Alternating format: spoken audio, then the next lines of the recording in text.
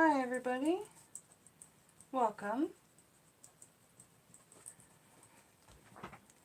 You're here with me, Jenn the Taxidermy Witch, and we are starting the celebration for Scott Cunningham's birthday party. So, happy birthday, Scotty. Very excited that you guys are here with me.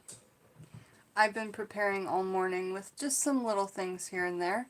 Hey Joyce Jordan, can you tell me if I am, what's the word? Pixelating? Not that. What's the word? Buffering. Am I buffering? Hi Ricky, hi Remy, welcome everybody to the birthday party. Am I buffering? Because to me it looks like I am, but I can never tell.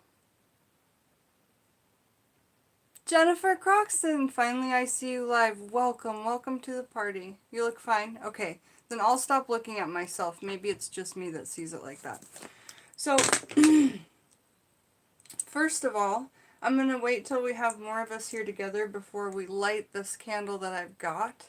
But let me try and show you a little bit closer what we have going on for this beautiful birthday altar I've set up for Scotty on my table.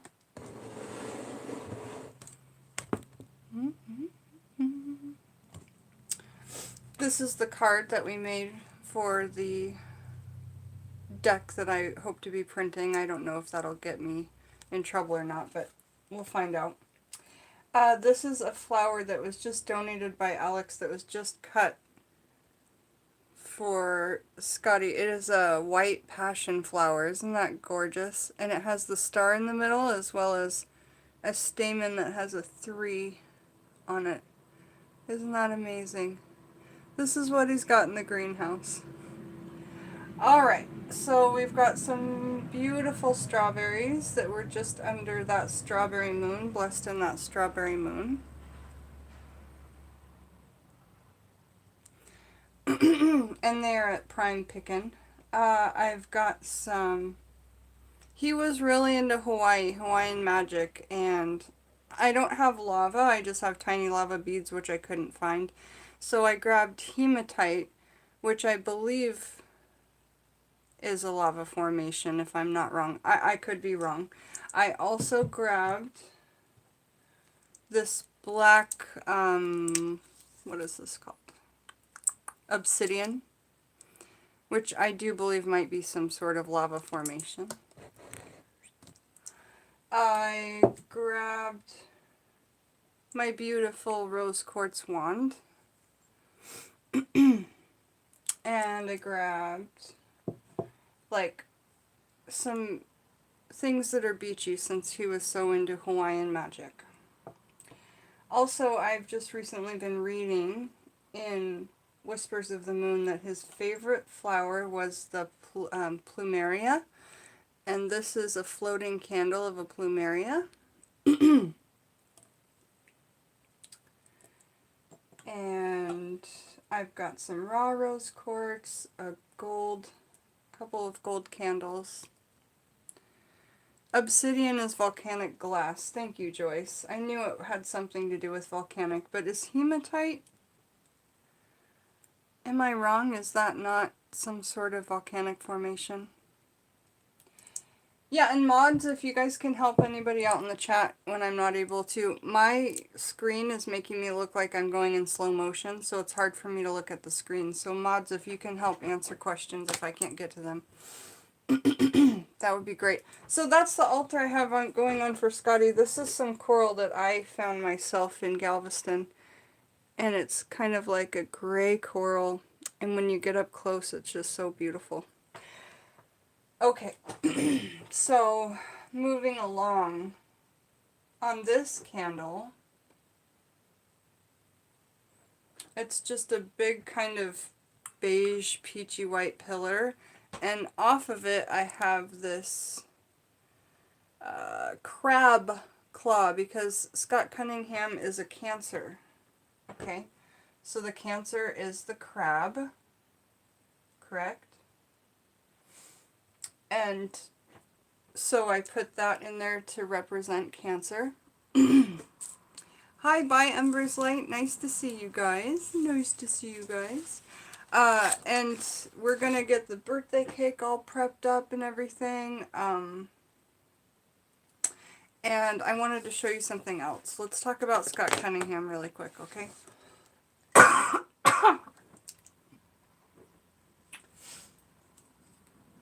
Because there's some of you here that might not know who he is. I know that most of you here do know who he is, but some of you might not know who he is. So this is Scott Cunningham. He wrote this huge stack of books that I have back here. The most common one that's known to most people is this book. It's green, Encyclopedia of Magical Herbs. Okay. And all of these books back here that I have, he's made so many more than this. But I'm going to read out of, or talk about all of them individually and what I like about them and talk about them, you know, how to use them, what they're about, etc.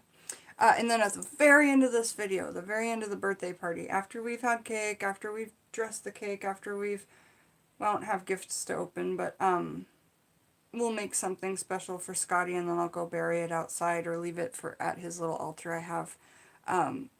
After all of that's done, then we're going to read a little bit from this book, because I'm going to have a really hard time reading it without crying. Scott Cunningham is really, really near and dear to my heart. He has been since I very first started reading his readings. I just instantly connected with his spirit.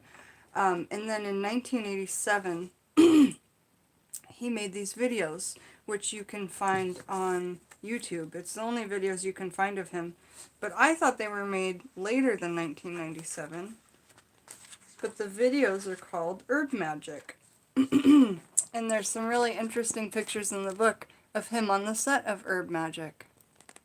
For those of you who have seen Herb Magic. You know? So that's fantastic. This is a part of that very video. So this book's fantastic. So Madame Butterfly says she saw the videos.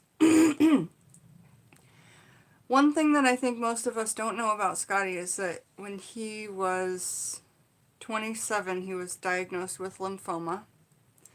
And that was in 1983. And I do believe that is the same year or the next year he put out this book. And once he was diagnosed as being sick, he just started writing as much as he could.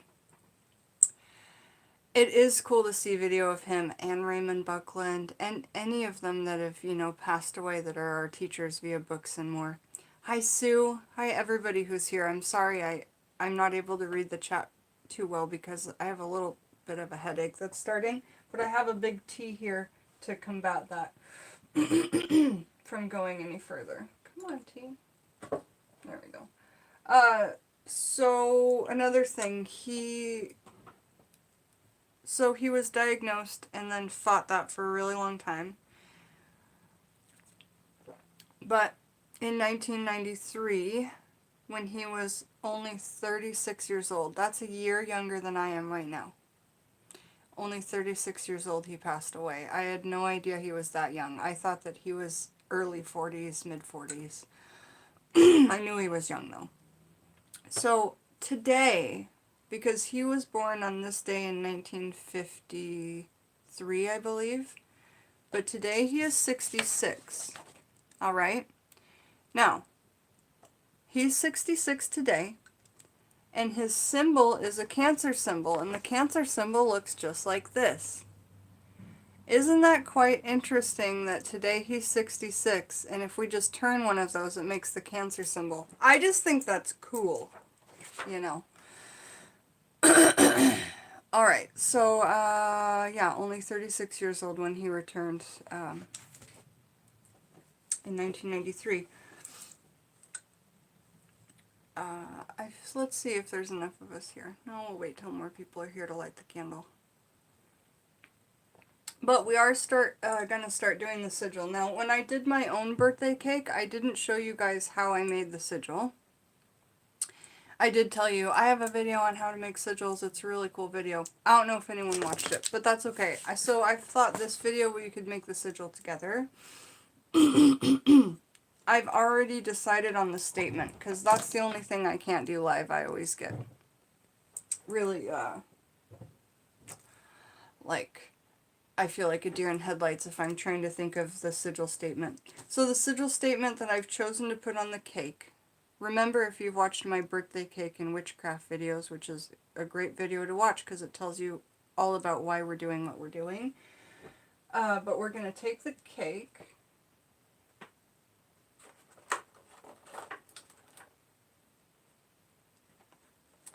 And we've gotten a beautiful key lime cake. Last time we had a lemon cake by the same brand.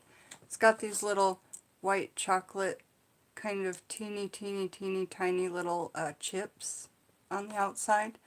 And I've never tried the key lime. So I don't understand how, I don't believe that this place could make a dessert wrong. So I'm really excited.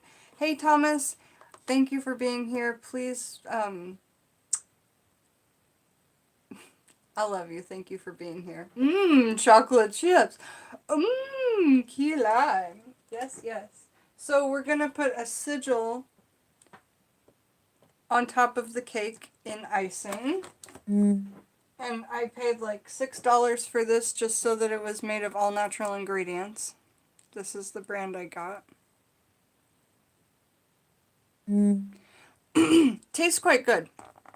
But I do a sigil on the top of the cake in icing. And then I do, in the candles, the shape of the zodiac instead of the number of the birthday. Because the shape of the zodiac is what should really be put in the candles.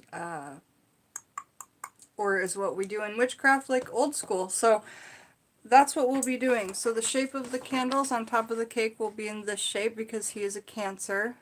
Okay. And again, talking about him being a Cancer, I have that crab claw that's stuck inside the candle down there. And he's 66 today, so that's really cool that that also looks like the Cancer sign. So in a way, we are putting his birthday number on top of the cake. Madam Butterfly's doing great, Thomas. She said in my last video that we did a little bit ago, just for a chit chat, pre-birthday, that she had an exam and everything was not, the lump was non-cancerous in her left breast, and they went ahead on her right breast and had a scan anyway, and everything was cleared there too. So we are all really, really blessed. Sorry, I got 2 different types of mashed potato flour for you. Oh, thank you, hon. Appreciate it. So she's doing really well, and Madam Butterfly, we're so glad that you asked for that candle yesterday. We're so happy to be of help to you. Yes, we're really glad. Hi, Silver Willow. Hi, everybody who's here. I think there's enough of us here that we can light this candle. So this candle's for Scotty. I'm not lighting this one. It's in the shape of his favorite flower, the plumeria, which is a Hawaiian flower. This is just for the kind of altar, you know. You know?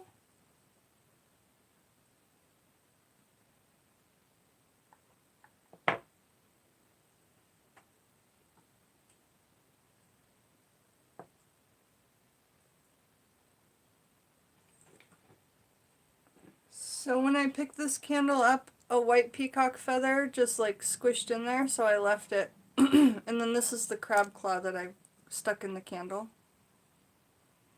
And it's just a big honking candle. This is gonna burn for like, I might guess 20 hours, or it could be more. So let's light it together from the altar light, okay? Yes, I'm loving the hair too. Thank you. And so this is my tablecloth that I'm actually using right here. If you guys can see the brocade in the tablecloth, this is cut from the same. It's cut from the same cloth, hon. Thank you. Thank you. All right, so let's get some altar light and light this candle together. And everybody put your energy into Scotty and his birthday and for all of his teachings and for everything he's done to make me such a confident woman. And witch from page 276 to page, 286, Magical Intentions. Oh my goodness, Scotty, I cannot thank you enough. I would love for somebody who's an artist of the channel to make me some kind of like portrait of Scotty, whether it was an actual portrait or whether it was like your artistic, what do you call it, like you know, when something is like made of all dots or like, you know, it's just everybody's got their own way of their art. It's, what is that word I'm looking for? Like Andy Warhol style. Just like out there and whatever. But anyway. Oh, my Skype is Jenn the Taxidermy Witch. You just go to Skype, Jenn the Taxidermy Witch. Alright, so there we go. So we've got the candle lit. Let's put some energy into thanking Scotty, okay? So I'm just going to close my eyes with you guys. Oh, Thomas, look at what Alex just donated to the birthday party. This is a white passion flower. It is stunning. Look how big it is. It's like this tall.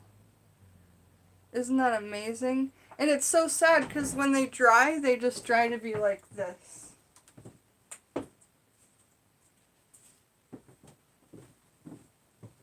A white passion flower dries just to be like this.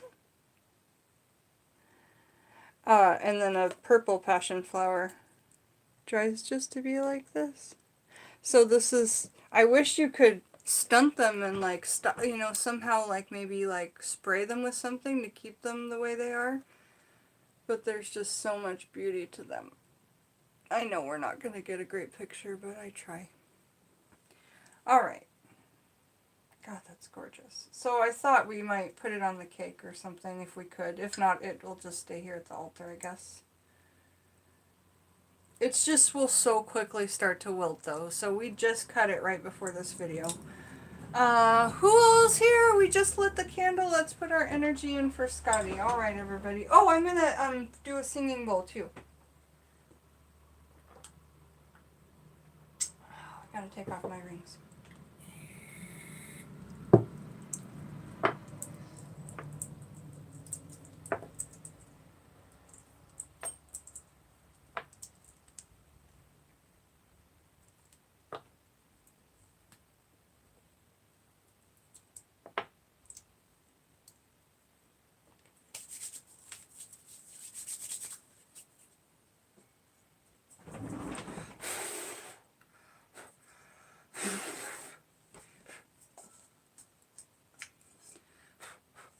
A bit dusty bin. Okay, here we go.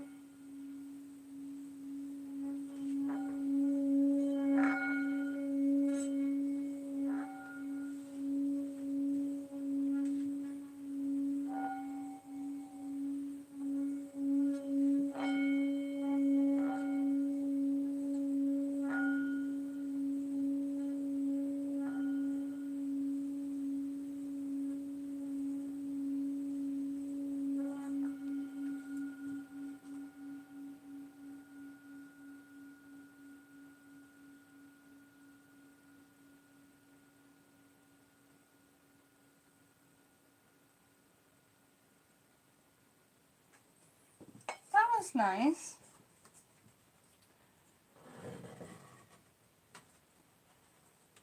So, I want to quickly, before we start doing the cake, I would like to talk about who Scott Cunningham is, for those of you who don't know him, just by going through quickly the books that I've got and talking quickly about each book.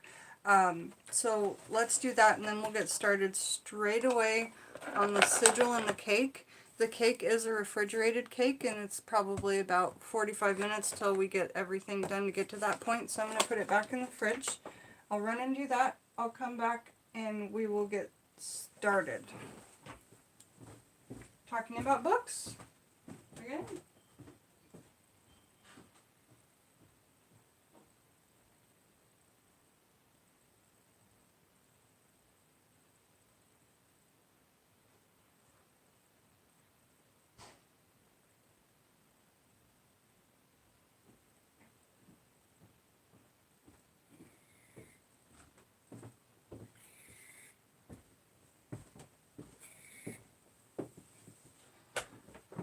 And if you're wondering, yes, I am having a birthday party for a dead gentleman who is an author, you know, but he's just so inspiring to me and so many of the people that we have here, is why I continue to talk about him and honor him. We love you, Scotty. Like I say, one day I would love to meet somebody who knew him or one of his family members or something like that. So, him being only 36 years old when he passed away, and like I say, when he found out that he was diagnosed with a lymphoma, he just started to write as much as he could, you know, be just like a powerhouse of magical information. So let's talk about the books that I own, and then real quickly about each one maybe.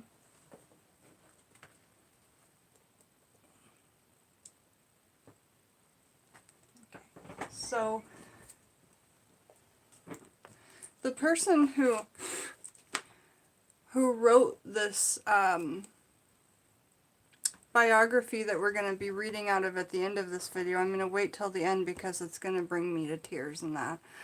See, I didn't wear mascara or eyeliner. I'm ready. And then he co-authored this book with Scott Cunningham.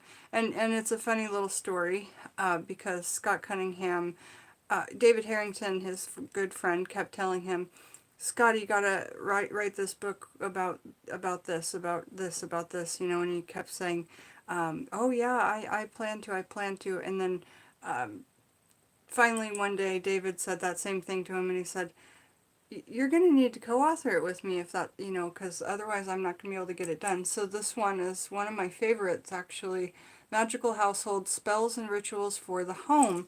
And I'll just really quickly read through the tables of contents with you guys and tell you some of my favorite sections in this book.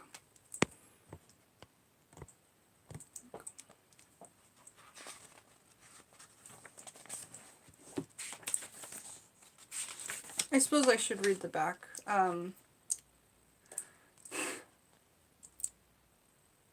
There have always been magical households. A house was a shrine to the deity of life itself. The house is my most praised object, you know, and everything in it, really. Its roof and walls served as a shield from the effects of the elements, both physical and magical, and held in the home's luck, spirit, or energy, while its door guarded against unwanted intrusions. The house sustained life. It was sacred and powerful. So that's what we have on the back of the book there. And then inside we've got the chapters and the table of contents and such.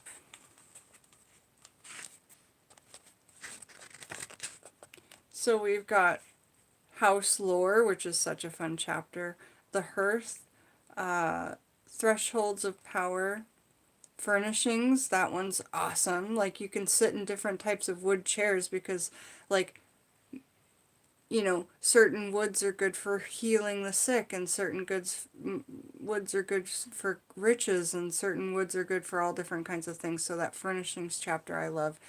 Then we've got Dreaming, Stove and Spoon, Bathing and Brushing, the Indoor Garden, Fur, Fins, and Feathers, Taxidermy, which loves chapter 9, the Mystic Garden, and we've got the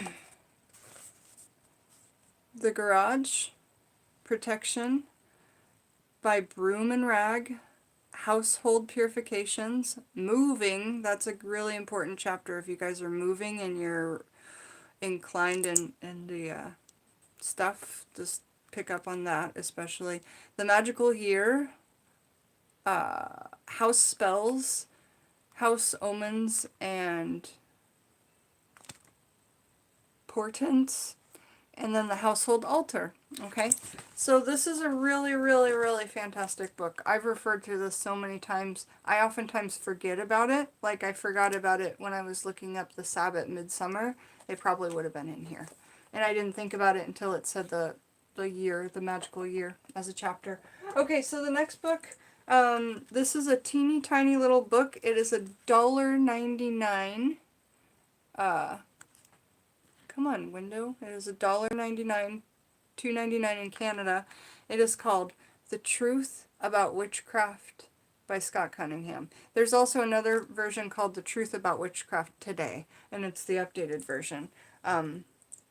So this is obviously an older book. But the section, and this is important when you're looking for books, the section is Witchcraft, Religion, Folk Magic, and Wicca. So you can find, when you're looking up these kind of books, under any of those sections, really. And one of the biggest publishers will be, I don't know how to pronounce it right, Llewellyn's?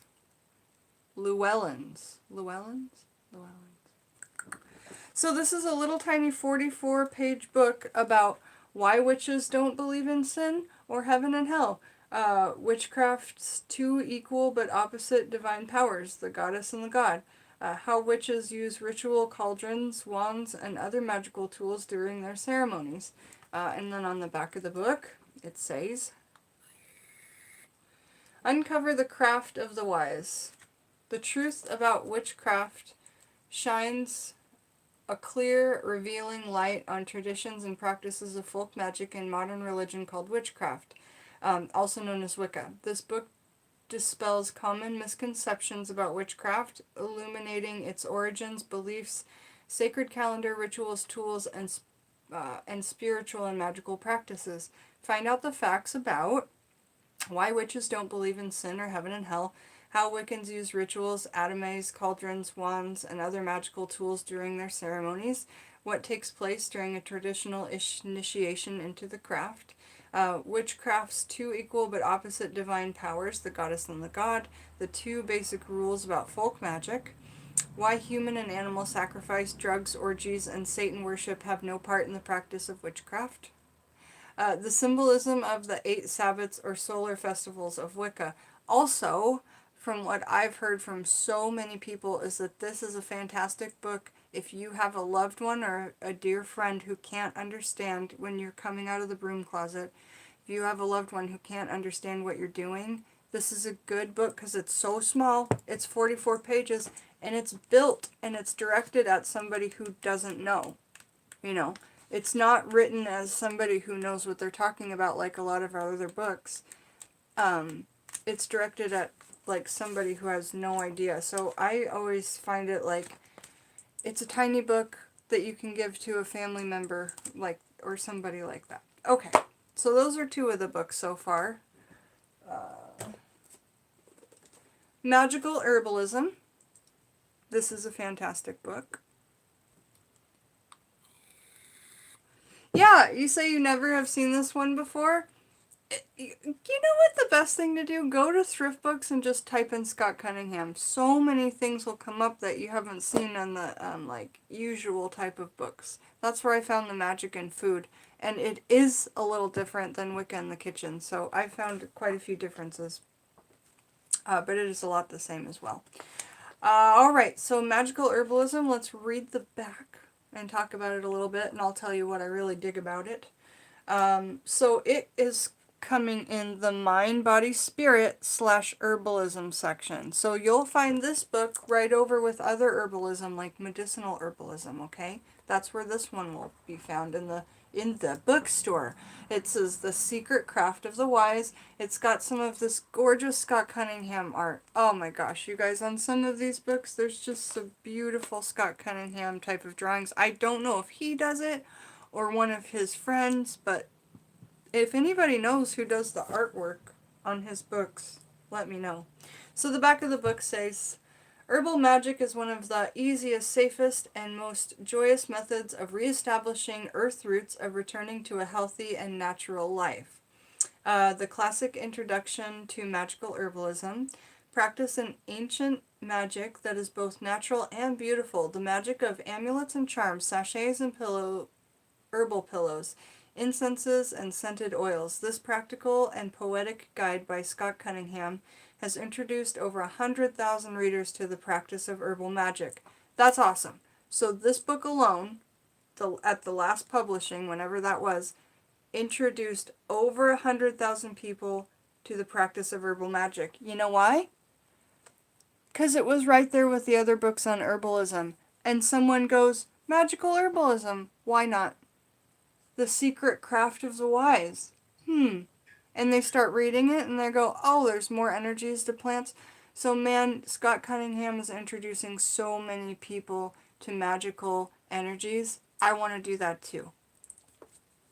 And I feel really connected to him and really connecting to sharing his works with more people and just spreading that word, if you will. So, 100,000 readers to the practice of herbal magic. Magical herbalism will teach you how to identify, gather, grow, dry, and store herbs and use them for protection, divination, healing, and love. Also included in this classic guide are the magical names of herbs, flowers, trees, and roots, a witch's herbal wreaths, a list of baneful herbs, and flying ointments. Awesome. Scott Cunningham authored more than 30 books from fiction to nonfiction, which is really cool.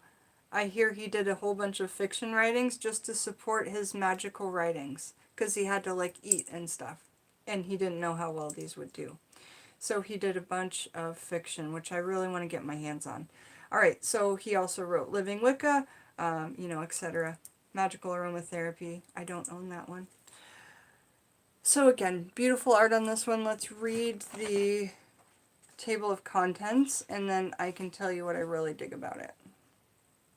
A lot of it is stuff that comes out of magical, Encyclopedia of Magical Herbs, and then repeats in here. But it does also add new information. So the table of contents are a little bit different in this one. Part 1, preparations. And it really goes into detail about what's going to be in the chapter. Tools of the magical herbalist, which says the basic ritual equipment needed to practice magical herbalism, such as the magic knife, mortar and pestle, censers, candles, etc. All are easily obtained and made, or their preparation and use is enjoyable and satisfying. Section 2 is magic, a short primer. Magic is the use of powers that reside within us and the natural objects of our world to cause change. Here are the basic principles and practical, simple techniques that you need to know in order to do easy herbal magic in your own home. So it kind of gives you a paragraph to describe what's going to be in that section, which is really cool, I think. The next one is identifying, gathering, drying, and storing herbs. While sources of supply for the herbs you need are given later, this chapter provides complete instructions for the gathering and drying of wild herbs and for growing your own, both outdoors and indoors. There's a whole introduction as well. We can't read all the paragraphs, but I'll give you the rest. The language of magical herbalism. Part 2 is herbal secrets, protection, divination, healing, love. Herbs of the element and magical fluid condensers. That means the fluid condenser captures, concentrates, and stores the innate power of herbs. Here are step-by-step instructions in the making and use of powerful aids with specific application and guidance to the herbs of choice. I've still never read that chapter, so I'll have to get into that. Scented oils and perfumes, incenses, amulets. Witch's Herbal is an alphabetical listing of 118 major magical herbs. So here's why that's cool. Let me tell you why. He's giving you 118 of the most major ones to have. Like if you could pick a real good starting point of 118, kind of like what you can get on my Etsy shop when you can get like 200 of my herbs or whatever. So basically, you know how this book has, I've never counted, but I would guess that this book has about 400 different herbs in here, and it goes through and gives you a picture and talks about them for about sometimes, a third of a page at the least, but sometimes up to 2 pages. So all throughout, and it's alphabetical. Well, in this book, in that part, it's just giving you the basic 118, and let me show you. They don't give as much info, but some of it is new information outside of what you can find in an encyclopedia. So here's what I'm saying. It gives you this much information on violet, this much information on the next one. So they're more like half a page, but they're also adding in the no, we got the gender. So they get folk names, gender, planet, element, part used, that's new, and their basic powers and specific uses. So that's really cool. Next, you've got your herbal garden, that's part 3, the magical garden. And then the magical names of herbs, flowers, trees, and roots, baneful herbs and flying ointments. Oh, we read that already. Sources of herbs and oils, and herbal reeds. Herbal reeds is a collection of wise sayings concerning herbs that every herbalist should know. Let's go to page 245 and just read a couple, because that sounds awesome. So fennel, so sorrow. Fairy folks are in old oaks. That's a good one. Where rosemary grows, the missus is master. Ooh. Snakes will not go where geraniums grow. Plant not a cypress vine unless it bring death to thine. So it's got a bunch of those too. Anyway, this is Magical Herbalism. I think we've enjoyed it quite a few times on this channel. Again, we're just going through the Scott Cunningham books that I have so far. Hey, Fairy Hearthwitch. Nice to see you. Yeah, I know, right? It didn't come up on notifications, so I sent everybody a notification that's a Skype contact of mine. Everybody here who's not a Skype contact of mine, find me at Jenn the Taxidermy Witch, because I send out warnings of when I'll be going on live. Because YouTube's not been doing it. I know there'd be more than 18 people here for Scotty's birthday. Alright, the next book that we have to talk about is Encyclopedia of Magical Herbs. I know that most of you know this one so bloody well. But basically, we just kind of talked about it before.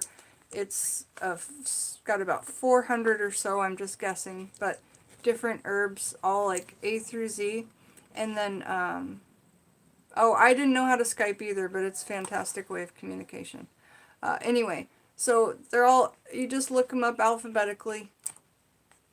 There's no real good index to this book because you don't need it because it's alphabetical. But on page 276 to page 284 is all you need in life, because that it tells you all these herbs as magical intentions, and you can make any oil, any spell, any working with the information that's here. So this is what I call my Bible, and let me just read the back of the book to you. Oh, this book is found in New Age, Wicca and Paganism, and Practical Magic. So those are the sections that it comes in. This one says, Scott Cunningham's Herbal... Oh, who says this? Paul Barold, the Master Book of Herbalism, a Wiccan Bardo, says this. Scott Cunningham's Herbal has lit the sparks of inspiration for a great many herbalists seeking further knowledge. Considered an essential reference book by students of herbalism and magic alike, the lore within this book is enjoyable to read, and the knowledge is sound. Scott's personable charm touches every page and brings magic to the reader. I highly recommend this book. So yes, that was Paul Berlard. Next is from Janine Rose, who was Herbs and Things, the Herbal Studies course. I love books like this, a book for people to use and to study. It is accessible, easy to read, and with its encompassing index, all too often neglected, simple to use as well. Scott Cunningham definitely has a knack for gathering information and giving us the tools to incorporate into our lives. Again, that was from Janine. And then the back of the book in general, by the way, this book costs $17.99 in the US, $20.95 in Canada. The back of the book just says, hoping to meet that special someone? Wear a spring of maidenhair fern.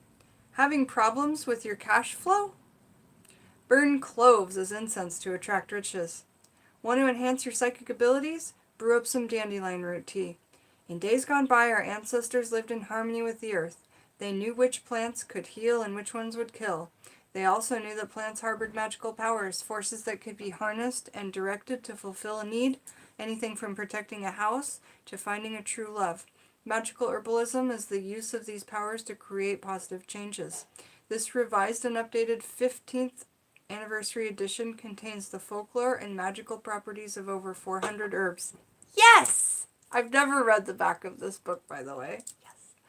Far from concentrating on esoteric, unnotable plants, many of these mentioned within are old friends. The magical properties of onions, cashews, apples, rice, lettuce, as well as dill, basil, fennel, garlic, and parsley are described. Extensive tables, a cross-reference of folk names, glossary, and anointed bibliography make this comprehensive and valuable guide to practical magic and herbalism. Sleep with this at night, you know?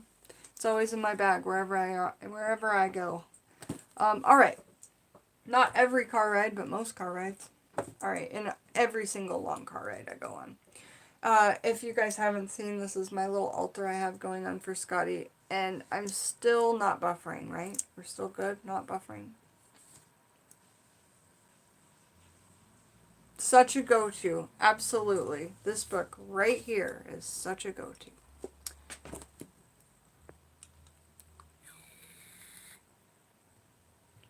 Alright, so the next book that we're going to talk about by Scott Cunningham is Earth Powers, Techniques of Natural Magic. And again, there's some great art on the cover.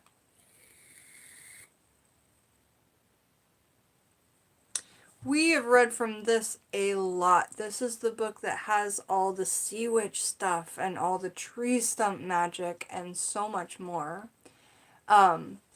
I'm so glad that once in a while I take the time to do this. I think it was last September I did a tribute to Scott Cunningham. And I read from different books that had written about him. I read from the Witchcraft Handbook reference book, and then I read from the A to Z Witchcraft Encyclopedia from Raven Grimrossi.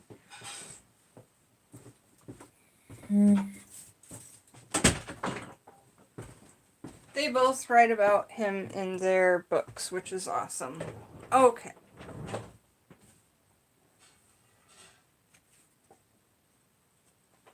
So, let me read the back of this book to you. This book can be found in Wicca and Witchcraft, as well as folklore.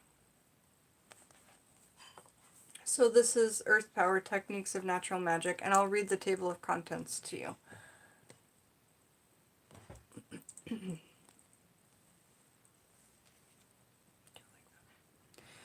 The real mysteries of magic are those of nature. In practicing these spells, one touches nature, and in this work, anyone can discover the secrets. That's Scott Cunningham. Water gazing and talking stone spells, Scott Cunningham's trusted guide to earth magic.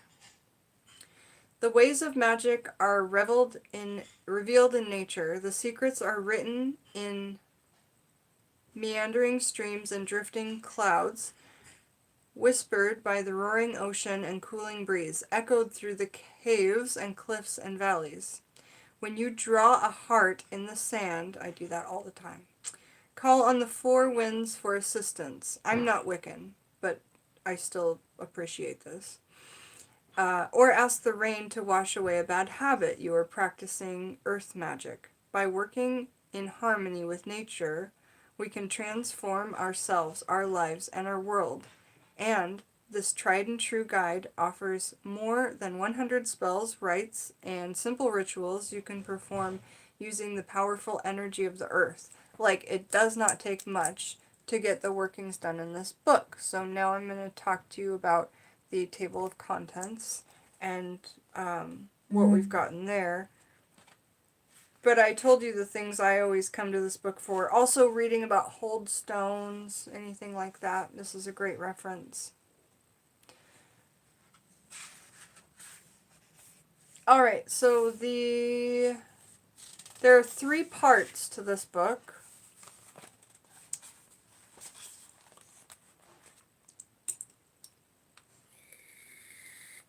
So part 1 is the basics, it says. And it has touching the earth, magic spelled out, techniques, and the elements in magic. Okay. Then part 2 is elemental magic. So it's got earth magic, air magic, fire magic, and water magic. Pretty simple. Section or part 3, and this is where it gets good. This is my favorite part, is part 3. We've got stone magic, tree magic, image magic, knot magic, candle magic, wax magic, mirror magic, rain, fog, and storm magic. Everybody loves that. And lastly, sea magic. Then there is an afterword, an appendix on colors, and that's where you find your basic witchcraft color magic, and that's my reference. It comes from this book, is Scott Cunningham's Opinion on Colors. Appendix 2 is runes, so it has all the rune symbols, and then Appendix 3 is herbs. And in Appendix 3 herbs, I can't remember. Oh, right, it shows you. So the runes appendix is like this. It'll just show you some basic runes that you can use during your workings. And then the next section is herbs. So it'll give you some business herbs, some divination herbs, some... So it's like the miniature version, and I'm sorry I've never talked about this before. In this book, there's a miniature version of this. Believe me, it's way miniature. But, you know, it's talking about love, mental powers, healing, fertility, protection, purification, youth. Okay. And then there's a bibliography, as always, with Scotty's books. Okay, so that was Earth Power, a really great and fantastic book. Again, you guys, we're going through all of Scott Cunningham books that I have, looking through the indexes and just talking about them so that you know. You know, it's so hard to figure out, like, is that book going to have everything that I need or anything that I want or some stuff or one thing? So I'm here to show you guys, you know, the table of contents of some of my favorite Scott Cunningham books. Don't worry, we still have loads to share. So the next one that we're going to look through is a new one that was sent to the channel. Luna's Muse, I believe is her name, who sent it over. And it's Cunningham's Guide to Hawaiian Magic and Spirituality. I believe it was the early 80s. Scotty really got so into Hawaii, and his goddess was Pele. And so we're going to be talking about Pele today as well, especially when we go through this book, talking about Scott Cunningham's life a little bit. So this is Hawaiian Magic and Spirituality.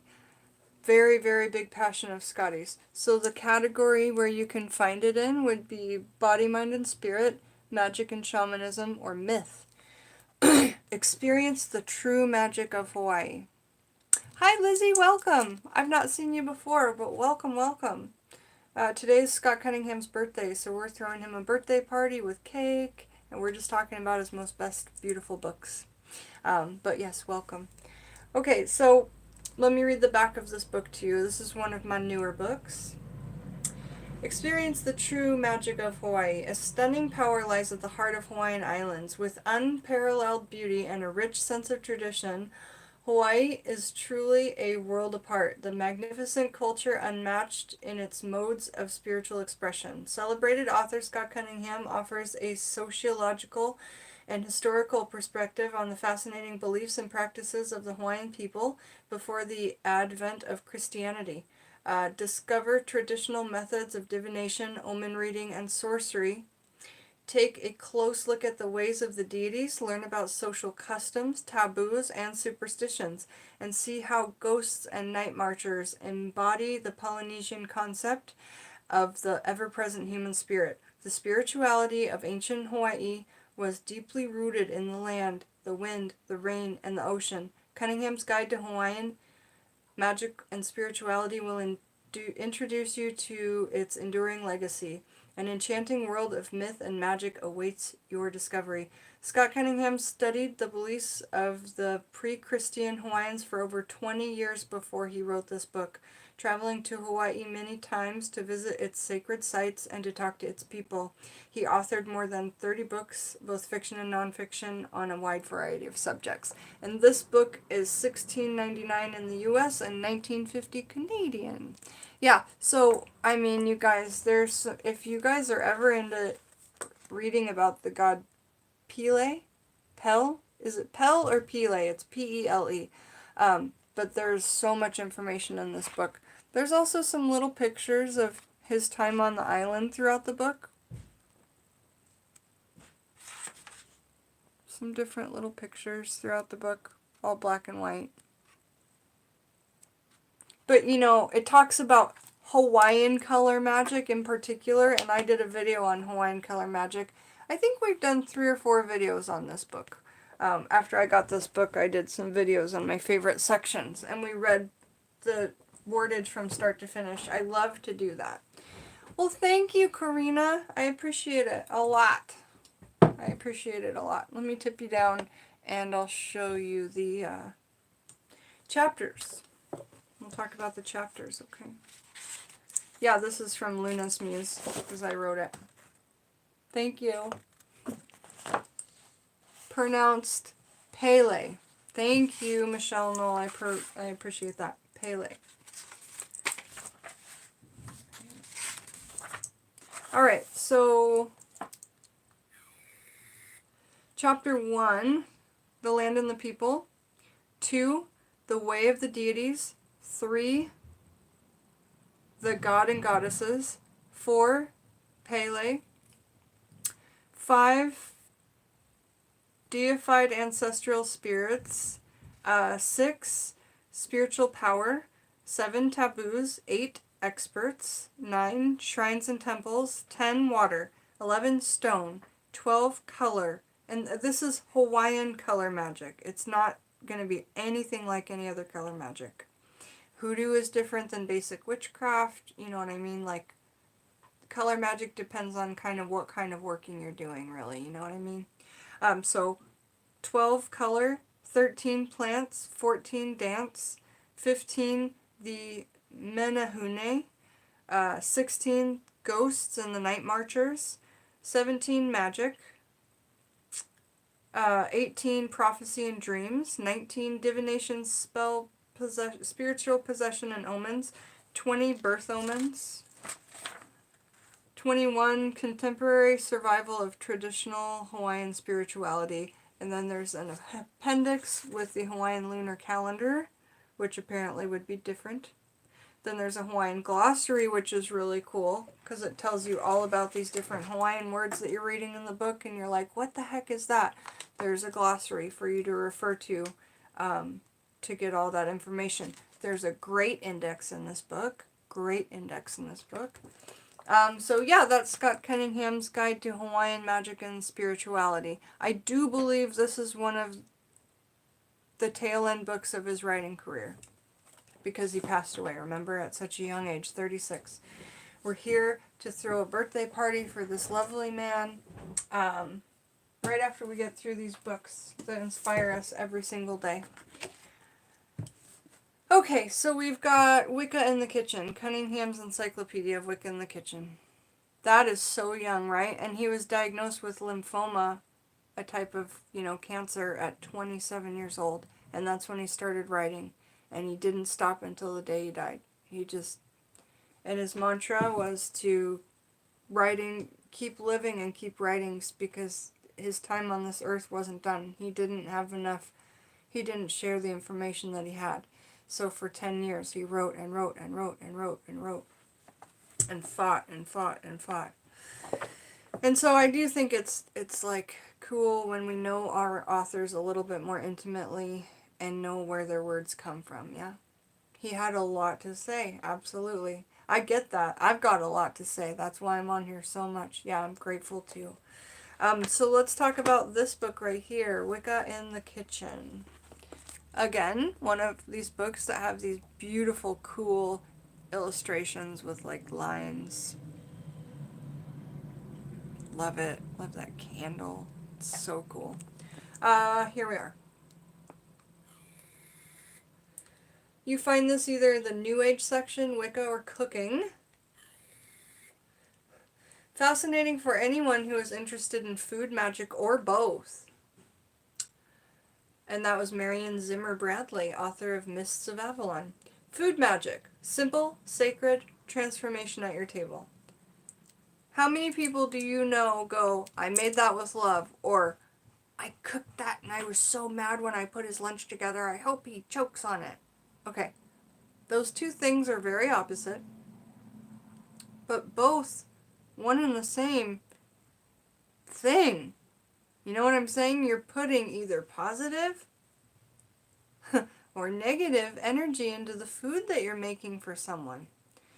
And there is so much magic to that because there's so much that you can heal someone with, like a soup that you cooked while thinking, oh my gosh, I hope they get better, and it took you 3 hours to make this turkey soup from scratch and you hope that they were getting better. These are basic things people do every single day. Muggles and witches alike, or spiritualists alike. So this book touches my soul, and also this book has opened my mind completely, because how many of us think of using persimmons and bananas and peaches and apples, and of course apples is probably one, but like pumpkins and pears and pepitas and all these things that are in our kitchen cupboards or we're already getting, or that we can dry. Like, it's so simple. Like, this book was like, Jennifer, get as many dehydrators as you can and start sharing herbs with people. My spirit guides were just like, go, go, go. So I just wanted to talk a little bit about food magic and before I got into this book, but also just to say so many people do this every day. I would have to say that everybody has done this at least once, even if it was just a peanut butter sandwich that you made for somebody, or a cup of ramen noodles that you heated up for them, or an apple that you cut into pieces. Like, it doesn't have to be like, oh, I'm not a cook, so I've never done that. Well, you eat food, yeah? You're around people that eat food, you probably in your life have done this. Okay.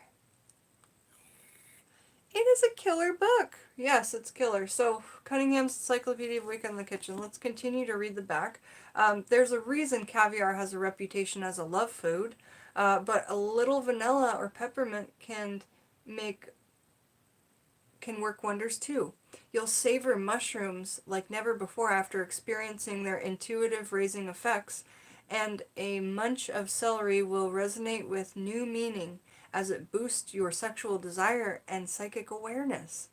Virtually any item in your pantry can be used for personal transformation. Let me repeat that, because that's what I'm all about. Virtually any item in your pantry can be used for personal transformation. Right? Yes. Mama Hennessy, hi, welcome. I know, celery? So, you're going to go, Jenn, the taxidermy witch, do you literally have dehydrated celery? Yes, I do. Yes, I do. Almost everything in this book. Okay, so that I can get my hands on anyway. Virtually any item. From artichokes to kidney beans to grape jelly. Food contains specific magical energies you can harness for positive results. This encyclopedia of food magic offers 27 of Scott Cunningham's favorite recipes, magical menus for more than 10 desired goals, including protection, health, money, and psychic awareness that are provided as well.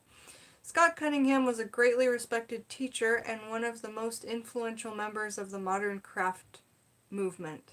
A practitioner of elemental magic for 20 years, he wrote more than 50 books, both fiction and nonfiction. All right, so let's dig into the table of contents, because I'm all about knowing what's going to be in the book, and I want to tell you guys what's going to be in the book. So just like this book, which so many of us have, and you've seen so many times on this channel, and I also showed you once already, but I'm going to show you again. 9/10 of this book is just A through Z different herbs, okay? And this one has pictures, this one doesn't. This one's mostly herbs and some fruits, like lemon appears in this book and in this book. What else appears in both books? A lot of them appear in both books. And in both books, sometimes you'll get the same thing crossover with just a little bit, teeny more bit of information in one other place. Okay, so it's not going to look exactly the same, but if it's a crossover, it's going to be pretty much the same information, like lemon, you know. Lemon gives you more info in this book, though. I just know that because I've read it so many times. So let's just say that. So chapter 1 is food power. Chapter 2 is magic. Chapter 3 is the tools of food magic and magical cooking. Chapter 4, ritual of eating, which is interesting to me. I've never sat down and read that chapter, so I definitely should. I want to know about the magical ritual of eating. Don't you guys? Chapter 5, vegetarianism. Chapter 6, the practice of food magic. Chapter 7, festival foods. So that'll be your, like, Samhain foods and your full moon food. Well, no. I don't know. It'll have lots of that kind of stuff. Chapter 8, bread and grains. Chapter 9, cakes, sweetened breads, cookies, and pies. Chapter 10, vegetables. So, right here, where it starts at chapter 10, vegetables, that's where the book starts to go into structure like this. Chapter 11, fruit, same thing. Chapter 12, herbs and spices, same thing. Broken down like an encyclopedia, but within each column. Chapter 13 goes back to just talking about stuffed chunks. Honey, sugar, chocolate, carob, and maple syrup. I'm surprised molasses isn't on there. Chapter 14, nuts and alleged nuts. So many nuts go around masquerading as nuts, but they're not. They're fruits. Chapter 15, or seeds. They're seeds that masquerade as nuts. Chapter 15, salt, vinegar, soup, and noodles. Chapter 17, food from the sea and the river. Chapter 17, beer, wine, and alcoholic beverages. Chapter 18, tea and coffee. I read from that on my Perfect Cuppa video. I read about tea. Chapter 19, the mystic egg. I've done a video on that chapter, and I read you that whole chapter. It's so cool. Chapter 20, from the dairy. Part 3, magical food diets. So then it's the end of the book where it'll break down and give you love foods, protection foods, health and healing foods, money foods, sex foods. And then chapter 26, and spirituality foods. Psychic awareness foods, peace and happiness foods, purification foods, weight loss foods. Chapter 31, other magical food diets.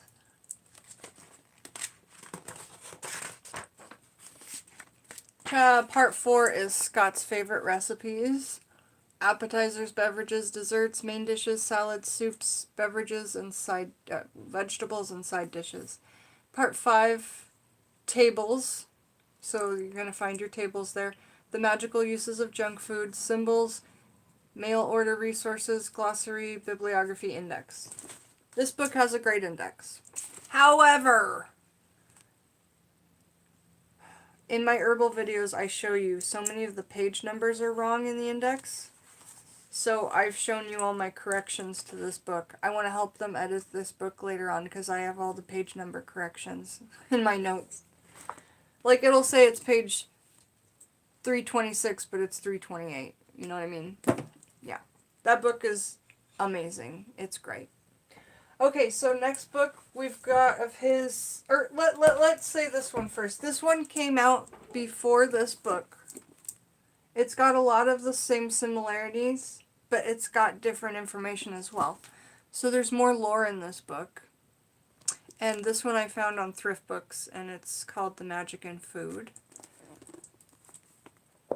Legends, Lore, and Spellwork. And it's kind of like an old school book that looks like this. Like little kind of drawn pictures, you know, very 70s, 80s. Oh, some pictures! Look at these magical foods. Okay, So, let's read this. Scott Cunningham began exploring the magical qualities of food in 1973. Since then, while writing about herbs, elemental magic, Wiccan, and essential oils, he has continued to discover the hidden energies within food of all kinds. The Magic in Food, the product of 17 years in research and experimentation, is Cunningham's 10th book for Llewellyn Publications. It was written with the premise that all aspects of nature and our daily lives are suffused with magic, and that we can consciously work with the energies that exist around us to transform our lives. Alright, so it's a great book. It's very similar, but if you get the chance to own both, you'll find differences, okay? Okay then. Alright, next we've got Wicca. This is an older copy. But normally this will be green and black, I do believe. And then part 2 of it is purple or something. But this book nowadays is green and black. It doesn't look like this, but it's called Wicca, A Guide for the Solitary Practitioner. And basically it's like your intro book if you're trying to get started with Wicca or understand Wicca or see if it's for you. This is a really good intro book in my opinion. Let's read the chapters. Well, we'll read the back. This is a book that is designed to have notable social impact. Cunningham has presented a complete system for the solitary practitioner. It integrates both the magical arts and the religious aspects of Wicca into a harmonious whole. The book is user-friendly, with an easy writing style and rituals that are usable and practical. It makes Wicca accessible to the many hundreds of thousands of individuals who would naturally be drawn to it, but who have no means of contacting or joining a coven. Wicca is an excellent book, a top-notch primer for beginner students, providing a solid grounding in the craft philosophy, yet his invocations are very meaningful and poetic. Scott teaches us, the student, how to achieve a magical rapport with the life energy of the universe. So some beautiful notes from other popular people there. And so let me tell you about the table of contents, shall we? Is there one? Every book's got one, don't they? Written in 1988. Chapter 1, Wicca and Shamanism. Chapter 2, The Deities. 3, Magic. 4, Tools. 5, Music, Dance, and Gesture. 6, Ritual and Preparation for Ritual. 7, The Magic Circle and the Altar. 8, The Days of Power. So working with Monday or Tuesday or Wednesday. 9, The Spiral of Rebirth. 10, Consecrating Initiation. I know, right, Hadrina? I completely agree. It's just for me, I gotta meet people in real life to understand if they're right for me or not. So let's see. Music, Dance, and Gesture, Ritual and Preparation, Magical Circle and the Altar, The Days of Power, Spiral and Rebirth, Consecrating Initiation. Section 2, Practice, Exercises and Magical Techniques, Self-Dedication, Ritual Design. Section 3, The Standing Stones, Book of Shadows, Introduction, Words to the Wise, The Seasonal Festivals, Rituals. And then there's recipes and herbal grimoire, Wiccan crystal magic, symbols and signs, spells and magic, Appendix 1, Appendix 2, glossary, studied reading, and an index. The index in this book is not super helpful, I can just tell you that right now. So again, if you get this book and it's brand new or newer, it's going to be green and black. This is quite an old copy.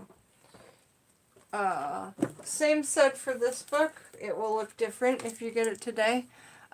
This is one of my favorite Cunningham books, Crystals, Gems, and Metal Magic, because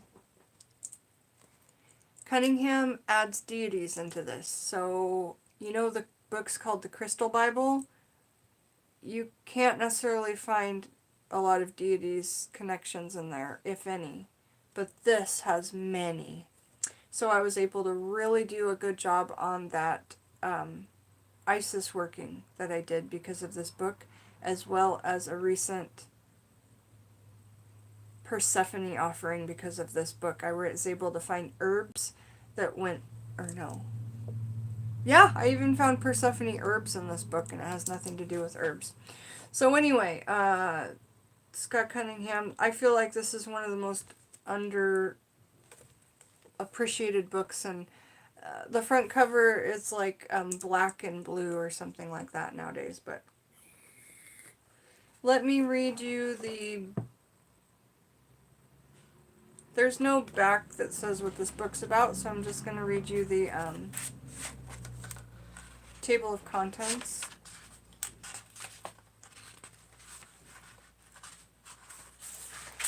So, Chapter 1, The Power of Stones. Chapter 2, Magic. 3, Stone Energies. 4, The Rainbow of Power. 5, Hearts, Diamonds, and Stars, The Magic of Form. 6, Obtaining Stones. 7, Cleansing the Stones. 8, The Stories Within the Stones. 9, Stone Divinations. 10, The Stone Tarot, which I kind of wanted to do for Tarot-thon, but I had to choose between that and build your own deck, and I did my own deck instead. 11, The Magic of Jewelry. 12, Stone Spells. Part 2 is Stone and Magic Lore, encyclopedia listings of the major magical stones. So that's where this part of this book turns into like this, but for stones. Okay, so in this book it's got like this, but for stones, metals, and gems. So wicked. Because you guys know I love to work with copper in my workings. I love to work with like iron in my workings, don't we all? Sometimes silver when I can. And so it really, really helps you understand like, you know, what's going on there. And then there's a part 4 called the tables. And then it's the energy, like the projective and receptive stones. The planetary rulers, the elemental rulers. So that way you can go up and see all the Venus stones. Or all of the air stones or earth stones. Magical substitutions, so you can find substitutions for stones. Magical intentions, you can find the intentions of the stones. And then it talks about birthstones, of course. There's a stone source appendix, which is great. A glossary, which is great. And the index in this book is fantastic. I cannot say enough good things about this book. Not enough good things. And if you're trying to work with your deity and find things that are connected to them, or you do workings for other people and with their deities like I do, this book is a must-have. Absolutely a must-have. Okay, so next we'll talk about Cunningham's Complete Book of Incense and Oils and Brews. This is a recent front copy. This is probably what it will look like if you buy it. What's the cover price right now? $16.95 US, $19.50 in Canada. The Complete Book of Incense, Oils, and Brews, it's very popular. A lot of people have it. It's great. Is in effect a magical cookbook. Like any cookbook, it teaches, allows plenty of large numbers and wide variety of recipes. These are not the same old tired recipes printed time and time again in a host of magical formularies. They are tried and true ones that were gleaned on by Cunningham from a variety of sources over many active years of practice. Including in the book is a very well written chapter on the basics of magic, and to my mind, an extremely valuable chapter on all aspects of substitution. What can I use if I can't find juniper, for example? This alone is worth the price of the book. I thoroughly recommend it, and that was Raymond Buckland. You guys, that was Raymond Buckland who put that on the back of this book.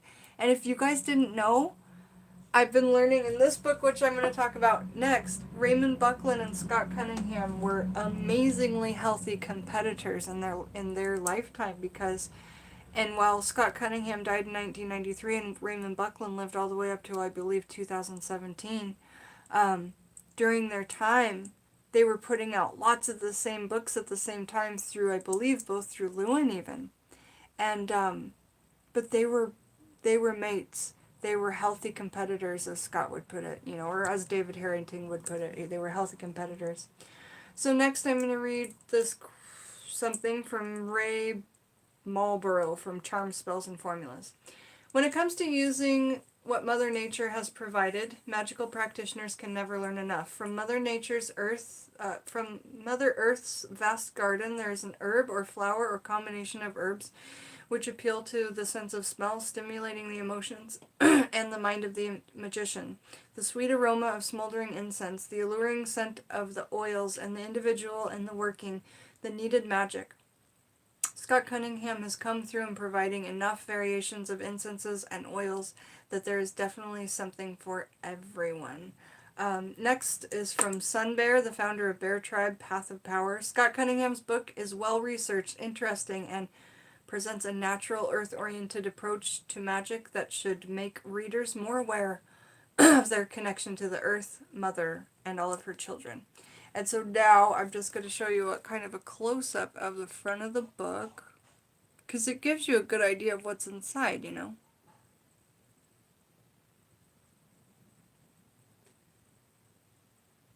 Okay, and then now I'll read you the table of contents. This is a great book.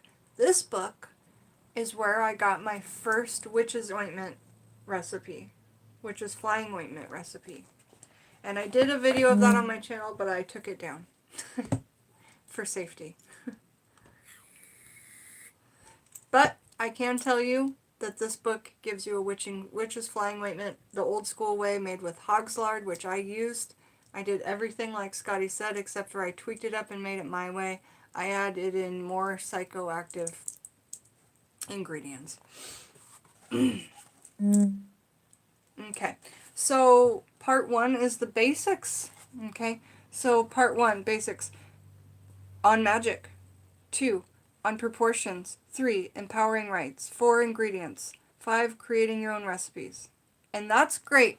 Scotty teaches us so many times over and over to create our own. And that's brilliant.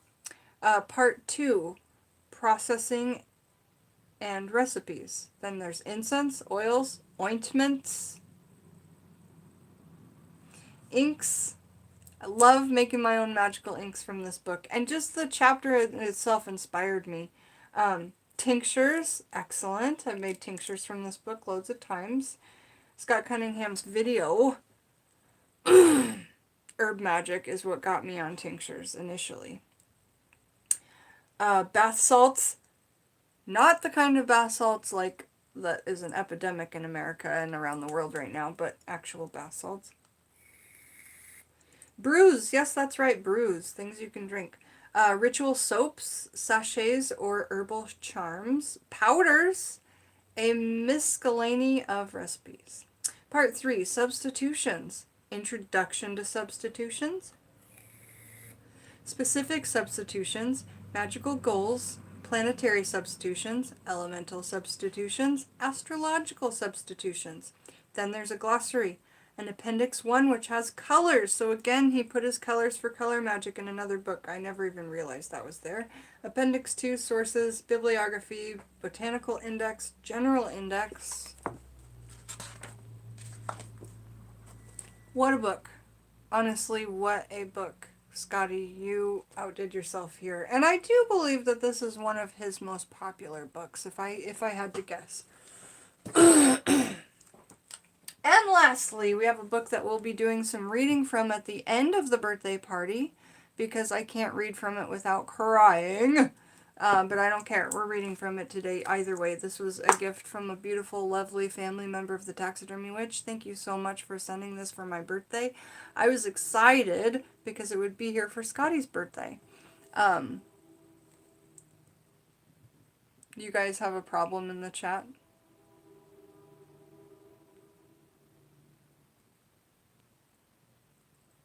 Hey Ricky, is there a problem in the chat?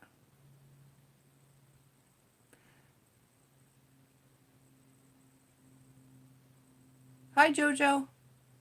Hi Lizzie. I know, right? Well, even if you just have the Encyclopedia of Herbs so far, like Lizzie is saying, She's listed after so many of these books, but only has this one so far. Okay. Honestly, this is the one I always say to get first. And I don't know which one to pick if I had to say one that was second, but if you were staying on the same topic of herbalism, I'd say get this one second, you know, because it's not just all about recipes. It's about, like, it's got the other types of foods, like fruits that you wouldn't think of that aren't in here. So it's kind of an extension of this book in a way. It took me, you know, it's taken me 5 years to gather that collection, you know. And so many times I've just wanted to just spend all of my paycheck on books, and you just have to limit yourself. But I'm so thankful that people send them my way, and we can read them together, you know. If you're not going to read it, send it here. I'll read it for you. Why do I cry when I read this one? Okay, it's because it's Scott Cunningham's biography. He didn't write it himself, so it's not an autobiography, right? It's a biography written by David Harrington, who's a dear friend of his, who also co-authored this book, Magical Households. Anyway, why do I cry when I read it? I just feel so grateful for all of the information he's given us, and then a very deep connection to him. I've had a little mini altar in my room for him for a long time. I refer to Scott Cunningham as my father of witchcraft, and there's so many quotes in this book, and things that he said about his workings and his time here on this planet, and I feel very the same and very connected to that. And there's also some stuff I'm going to read to you guys in here at the end of my chapter, which is a mantra that he wrote when he found out that he was diagnosed with lymphoma at 27. And it's something that he wrote that is just like, I can't explain it. So we're going to get to that lastly. But this book, Whispers of the Moon, The Life and Work of Scott Cunningham, Philosopher, Magician, Modern Day Pagan, by David Harrington and de Tracy Regula. Magic is our birthright and should be available to all us who wish to utilize it as a tool of personal transformation. Scott Cunningham, 1956 to 1993. He was 36 years old when he passed away. As one of the most influential members of modern witchcraft movement, Scott Cunningham popularized and enhanced the life-affirming path of Wicca in ways that will only continue long into the future. Many Wiccans entered into the craft through his books. Thousands of people cast their first circle using Scott's words of power. Whispers of the Moon is Scott Cunningham's unfinished autobiography. Oh, okay. It's because I'm not all the way through the book. He started an autobiography and it's unfinished autobiography. I didn't know that. Completed and expanded by two of his friends and colleagues, David Harrington and de Tracy Regula. Drawing upon Scott's notes and their personal relationships, they have included portions of his letters, previously unpublished poems, essays, photographs, his natal chart, the complete text of a formula book of magical incenses and oils, and many charming and touching personal anecdotes. With magical clarity and gentle wit, Scott's books opened doors for all of us. He passed beyond to Summerland and to the goddess whom he loved and served so well. As the author of over 50 books by the time he passed, and as a greatly respected teacher and leader, Scott will be missed, but his work lives on in this and many other books. So there's that. It's $15 US and $20.50 in Canada, and that is Scotty.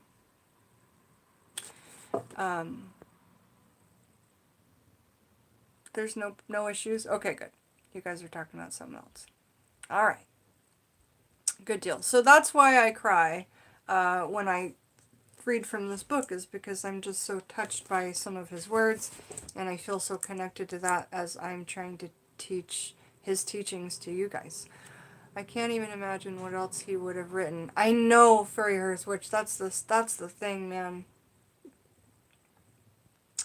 Yeah, and Madame Butterfly. That's so great that they finished for him. So it's like a autobiography / biography, which is so interesting because you get the perspective of people that were best friends with him and himself. So, Jojo, don't even be sad. Thank you, thank you, thank you. Don't be sad, it makes me cry. It's just taking me time to get through it. And I can't really explain it. Why do I cry when I read that? Just because I feel the message. I mean, he died at 36. I'm 37. Like, and I was 36 when I started doing my YouTube videos. So it's just interesting to me. Know what I'm saying? Alright, so now that we've gone through all the bookie poos, we're going to make a sigil and the birthday cake, so that'll be fun. The sigil, the statement that I've chosen to put on top of the cake in a sigil form, right? Because when we eat our words, that's a spell in its own. And if you don't know about birthday cakes and witchcraft, I have a video called Birthday Cakes and Witchcraft, Taxidermy Witch, something like that. But you can learn all about what we're doing here. Where did I get that information on birthday cakes and witchcraft? I know it was some of these books, but I think it was this book. I don't know, though, which book it was. Okay, so you got to write your statement in the law of attraction. So you have to write it like it's already happened. Okay? So this is the statement I've chosen to write. Scotty, which is my nickname for Scott Cunningham. Scotty has blessed us all with intuitive herbal wisdom. Okay? I was going to make it say last year, but it doesn't need to say that. It's just, it's written like it's already happened. Scotty has blessed us all with intuitive herbal wisdom. Okay? So I've got a cake, which I put back in the fridge. We don't need to get it out until I've created the sigil. So, let's go ahead. I really do channel Scott. I do feel like that. I do. For those of you who didn't see the beautiful flower that Alex and I picked for him this morning, I'll show it to you. It's already starting to crumble up, but it is so divine. It's a white passion flower, and it's so sad because when they're dry, they end up looking just like this. Wow! Nothing really special. But they look like this before. So happy birthday, Scotty. Isn't it magnificent?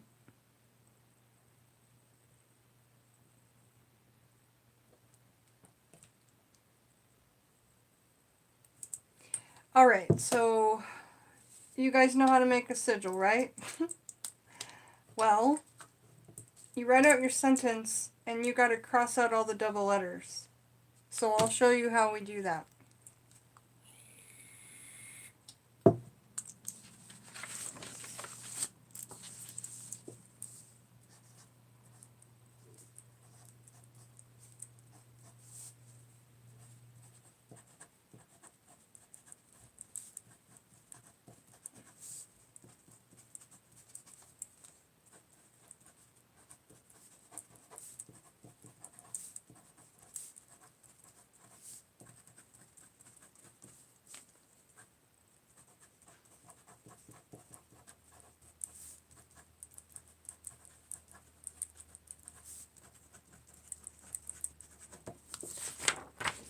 So here's our sentence, right? And it's written in the law of attraction as though it has already happened. No, I want to know how to dry and preserve them. So if anybody knows how to do that, please connect me with me on Skype at Jenn the Taxidermy Witch, because I would love to know how to preserve those. They're so gorgeous, and then it just turns to nothing. So we write out our statement like it's already happened. Scott Cunningham has blessed us all with intuitive herbal wisdom, okay? So the first thing I have to do is take away all the double letters. So the first double letters that appear are T's. So I take away all the T's in the whole statement. And I just cross them out like that as I go. So I take away all the T's.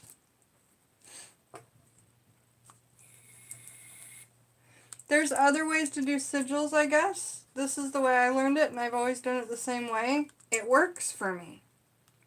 But I know that there are other ways to do this, okay? So there are all the T's. What's the next? So let's see if there's yep, there's S's. So we'll take away all the S's.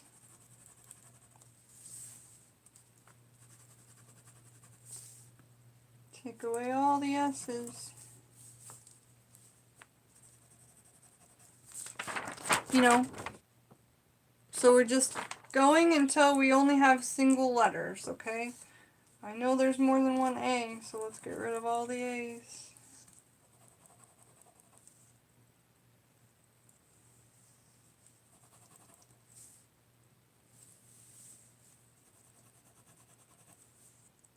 There's double L's right there. We'll get rid of all the L's.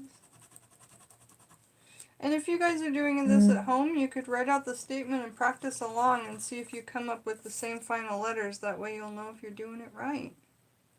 You could make this sigil and put it on a cookie at your house today and eat it and really help us along in this working. And that helps you because Scott Cunningham has blessed us all with intuitive herbal wisdom. If you want to be a part of that, please come join. So let's take out all the H's.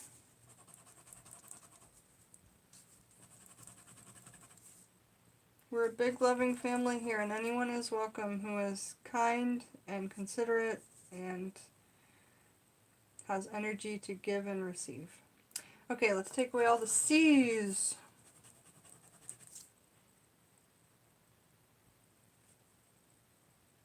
And all the N's.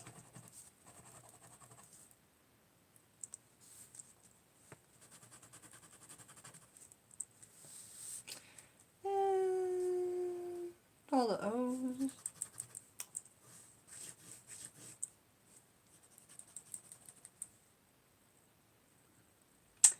And all the E's.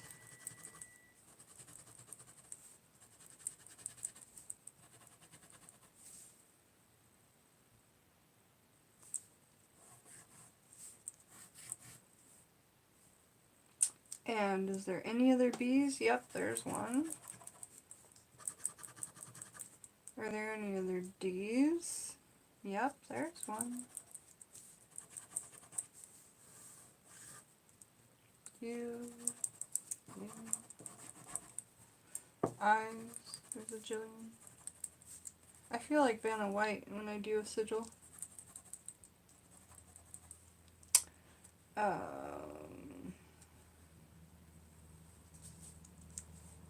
There's W.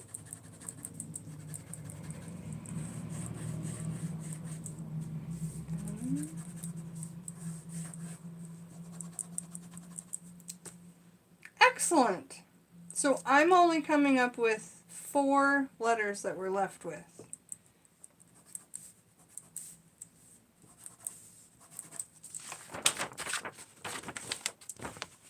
See, after all that, we only came up with G, R, V, and U. So down here, I put our letters. G, U, V, R. Goober!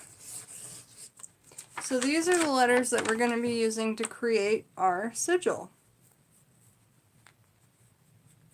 What about the I? I got the I, right? You guys, are we following along? Did I do it right? I think both will work, but I do like your intention. What's wrong, you guys? Do you guys do it way different or something? Hi, Erica lady. How are ya?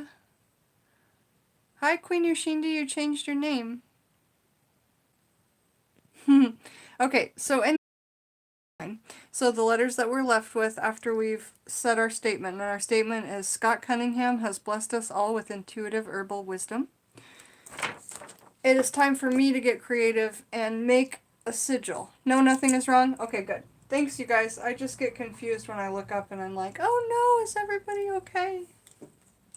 So let me get creative, make a sigil, and I'll kind of try to explain it as I'm going, which might not be easy, but who likes easy? Nobody. Easy is boring. Easy is boring. Okay, so, well, I could tell you this. Do you see that U? Whoops. Do you see that U? Do you see how there's a V in the U? Because it's right there. Technically, if you wanted it to be even smaller and use less letters, you could take away the V and say it's right there in your U. You could also say it's right there in your R.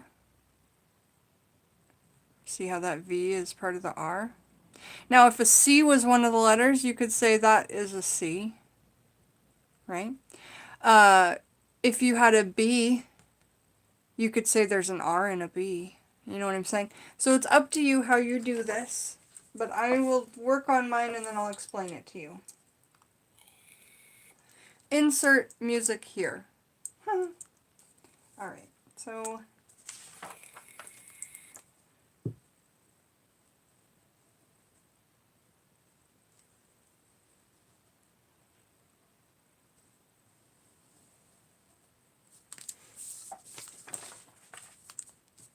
I've done the R upside down so it won't look like an R, and then I see a V right here or right here. So I'm going to take the V right there and just call that my V. So now I've done the R and I've done the V.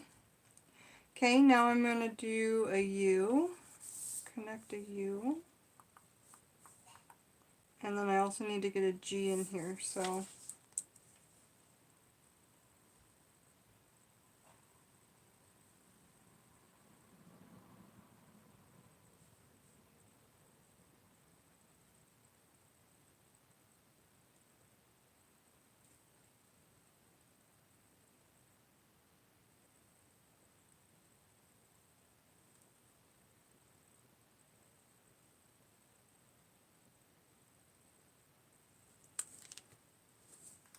my G, and I need to get my U, which is, the U is already in the G. So here's my sigil.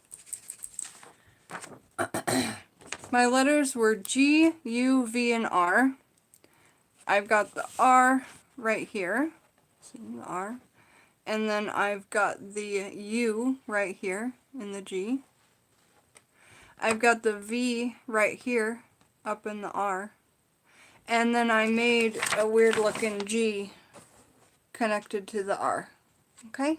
So when we stand it up straight, it looks like this. It doesn't look like letters. And that's what I really try and do, is make it not look like letters. Okay? So I've got my sigil. And let me try and explain to you, if I can, how this works. So there are a couple of ways to do regular sigils. Some people just paint them on canvases and leave them up there forever for everyone to see, for them to look at if it's something they're going to use for all of their life, like a money mantra or something like that. But I believe, and a lot of people believe, especially gnosis practitioners that work with sigils, will use, they'll use gnosis, and they'll activate their sigil with gnosis, and then they'll destroy it. Or they'll either bury it, or they'll burn it, or they'll put it into a river, like a flowing little stream. Even a gutter in a city would work. Just a flowing stream will work. Natural waters are best, of course. But anyway, I like to burn mine after they're done. This is a sigil we're going to be activating by eating. Okay? And those of you who want to put this sigil on your cookies at home, with, if you have a little tube of icing and even just a little cookie that you bought from a shop, you could put this sigil on top of there and do it with this. Now, I believe, in my practice, if I don't burn it, the sigil doesn't work as well. So if I leave it on a painted canvas and don't bury it or burn it, it's, to me, not burned in the astral plane working for me. And for some reason, my mind's hung up that way. So if my mind believes that way, that's probably how it's going to end up working. So let's cut this sigil out.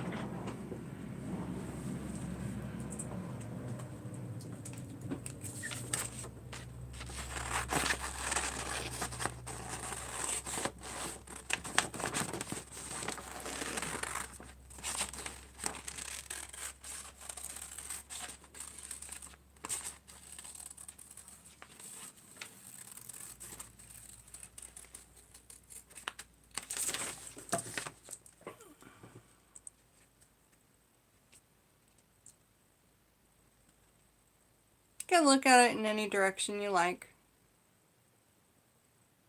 I like it this direction the best. I think this will be the top. Like that. Alright. But I like it backwards. That's hilarious. Okay. So we've got our sigil. The statement is, in Law of Attraction, Scotty has blessed us all with intuitive herbal wisdom. Now, if you did remember watching my birthday cake video and how to do this working in magic and how witches have done their birthday parties and stuff and magical cakes and all of the lore behind that. We remember we're going to be putting the candles on, not the number of how old the person is, but in the shape of their zodiac. And Scotty, his birthday is today, so he's a Cancer. I've put some crab shell. I got like a little crab claw. I put in the candle there for his Cancer. This horrible thing is. He's 66 years old today, or he would have been if he was still living. He was born 66 years ago today. Now, the Cancer symbol looks like this. Isn't it interesting that he's 66 today and there's a 66 in the Cancer symbol? So this is the symbol we'll be making with...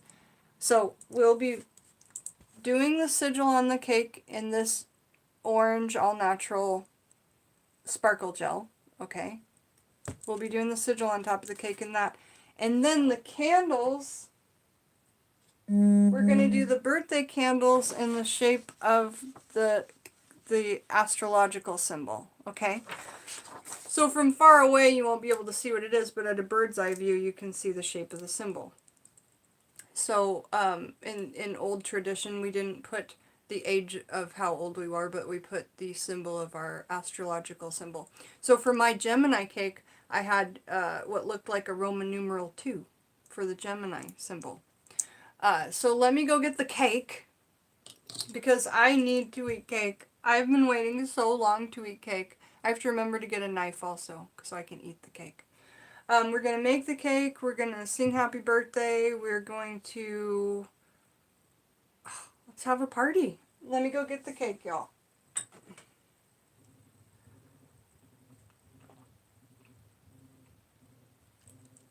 Also, I will be leaving a piece of cake, the first piece of cake, out for Scotty as an offering on this beautiful altar that I've made him. So I will be leaving the first piece of cake out for Scotty, okay? Yeah. Party time! All the time! Chicka, chicka, chicka, chicka, party time! Oh, my party! Oh, my party time!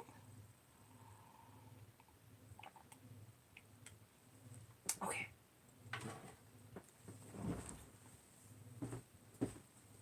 Oh, I love you, girl. I do praise you.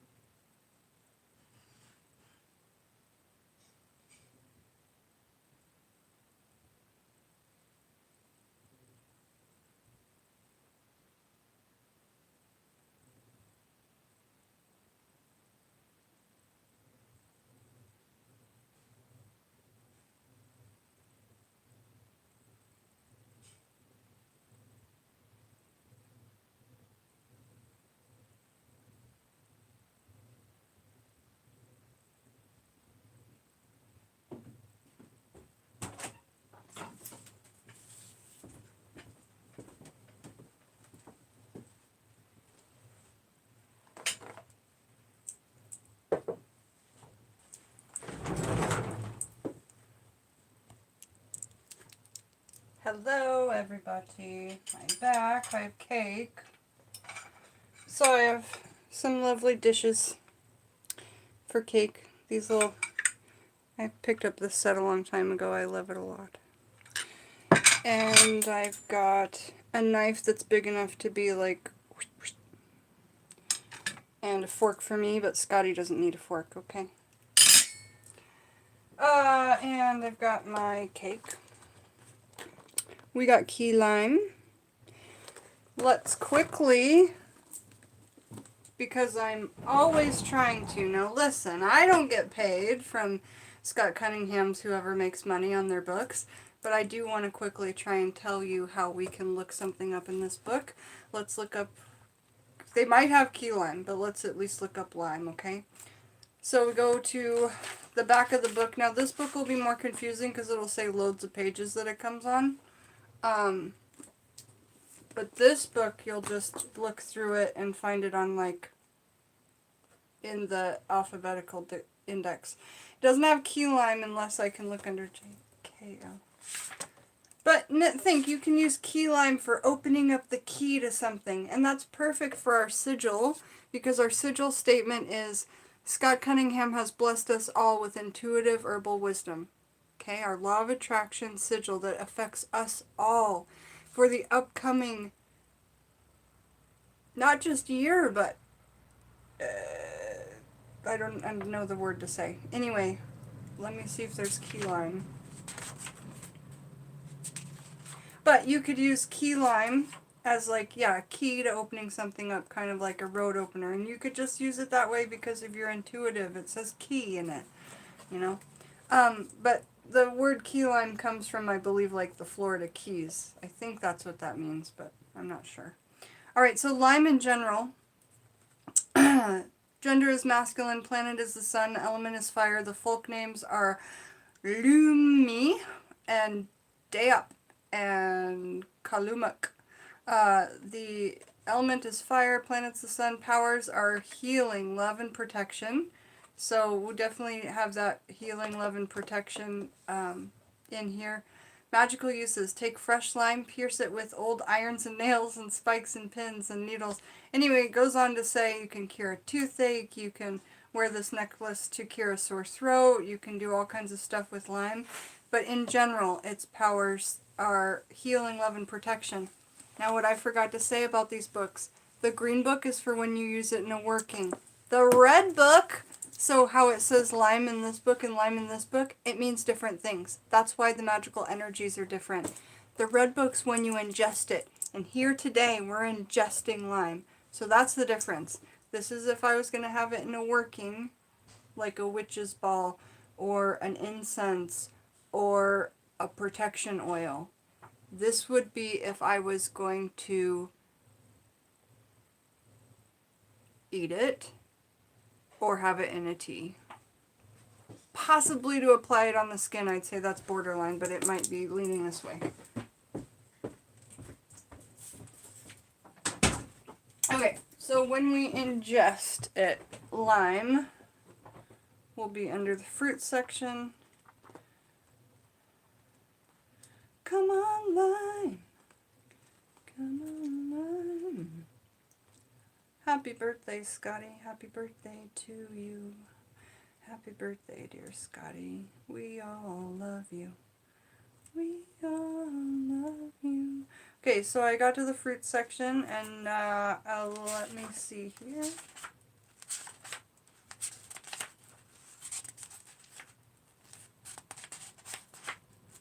So it doesn't have key lime, but it does have lime.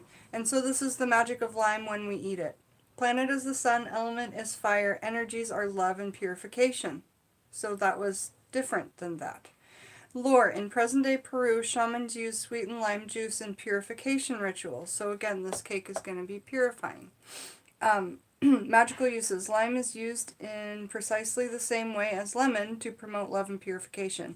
Key lime pie. Haha! It does say it about it in here.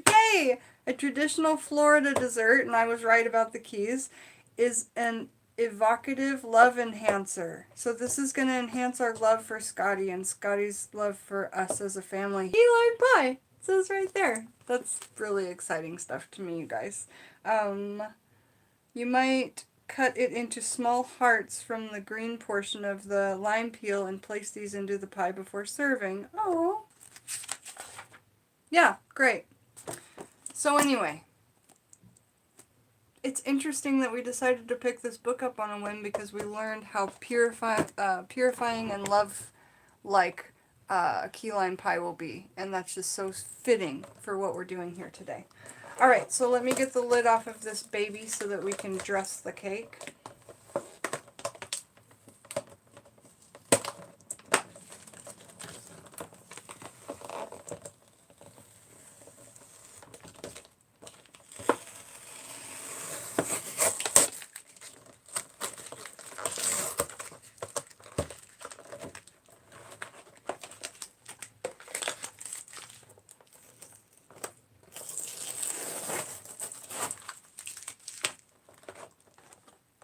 See, it's got a swizzle swirl on it. It's pretty pretty.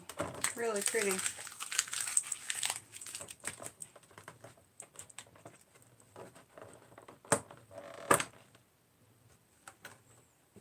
And it's a cold cake, which I love. And it's very, very dense and yummy and beautiful. Oh my goodness. I have been waiting to eat this since yesterday, you guys. I can't believe I didn't cut a piece, but I definitely wanted Scotty to have the first piece. Purity and love, so right for Scott, right, Lizzie? I completely agree. So first thing that I've got to do is I've got to get this sigil. See you guys in a second. I got to get this sigil, which I decided to read like this, I believe. I got to get this sigil onto the cake, okay? So what I normally do is just kind of prop it up in front of what I'm doing and just try and do it, right? Just decide to start somewhere and go for it. Does not have to look perfect, just all the letters have to be in there, and then, you know, it gets burned into the astral plane, literally, with these candles and energy.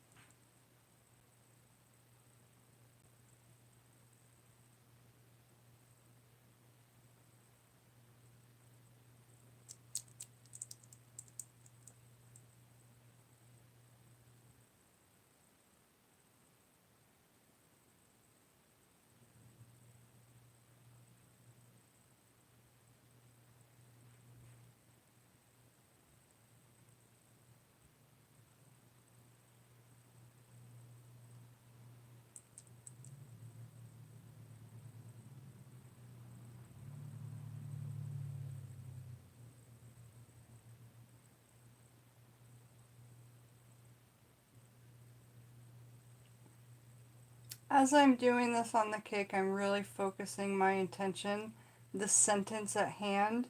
If you wanted to repeat the sentence over and over while you made the sigil on the cake, that would be an excellent idea. So I could be saying, Scott Cunningham has blessed us all with intuitive herbal wisdom. Scott Cunningham has blessed us all with intuitive herbal wisdom.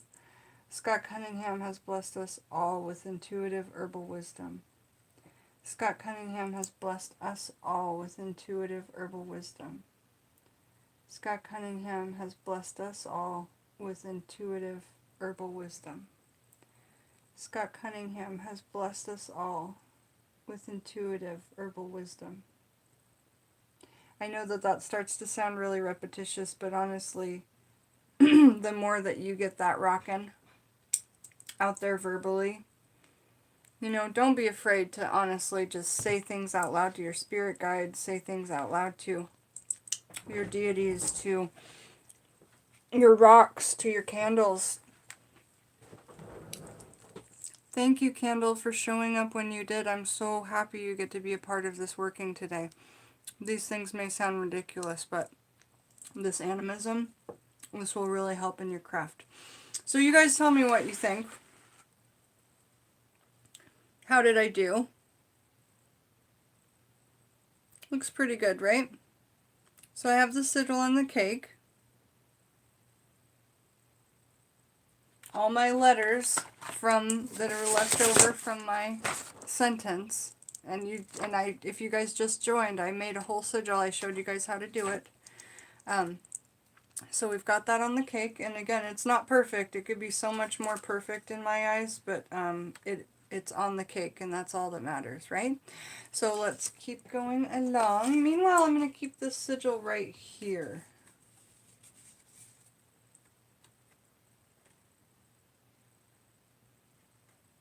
Just kind of here with the candle. So you guys can still see it and you can still have it, you know, burning in your mind. Now let's get this Cancer symbol, which also has his age right on it. Yeah, it may say 69, but flip that 9 and you've got a Cancer symbol. So I think it's awesome. I'm going to get that with candles in here. I've also got some little strawberries to add to the key lime cake that were blessed in that strawberry moon, and they were growing during that full strawberry moon. So these beautiful little strawberries will be adding to the cake.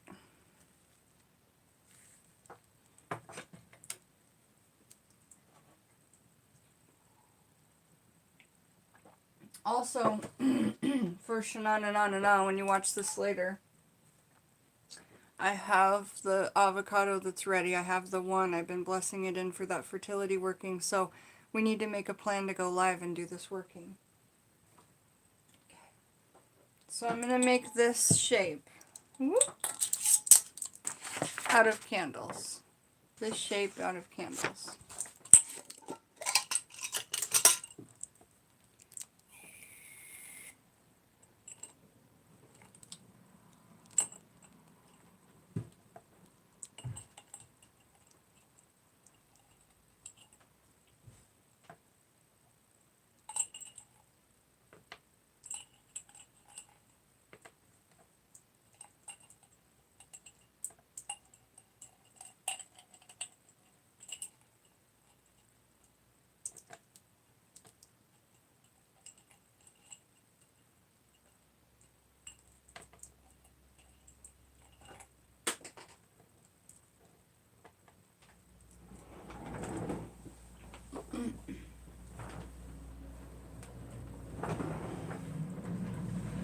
Yes, I do have a connection to Scott that I can't really explain.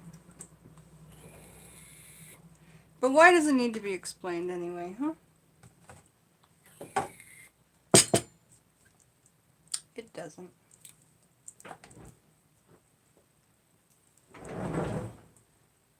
I'm going to cleanse these candles with a little Florida water.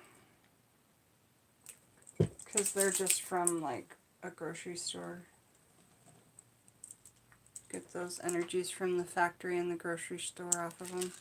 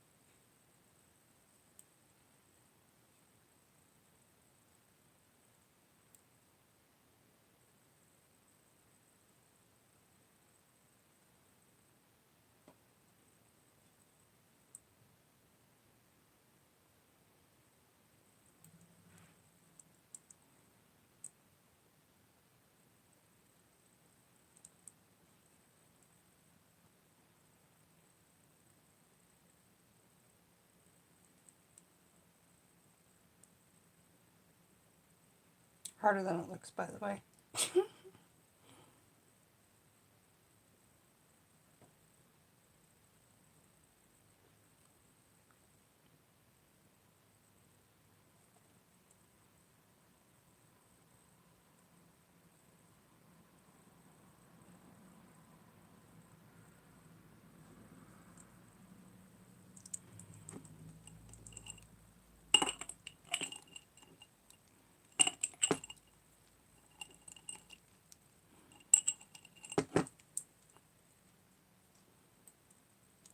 My best advice is to make, if you have to do this symbol, to make one of the sixes in one color and one of the sixes in a different color so that they kind of look different.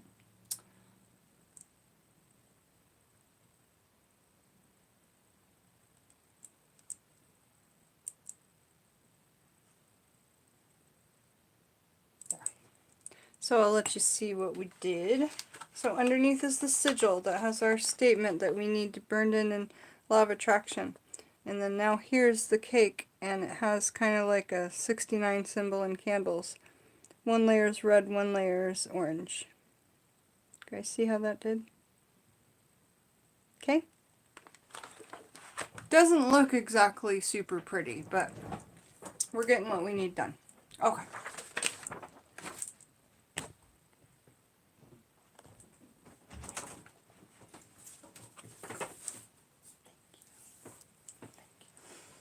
Okay, so let's let us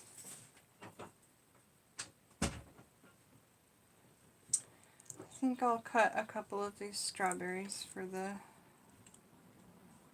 cake.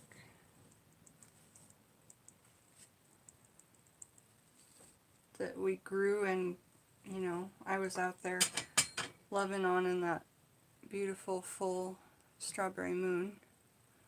Just can slice them and set them down. And they're still stuck together with that. It tastes good, these leaves. I eat them on the wild ones. They're so good.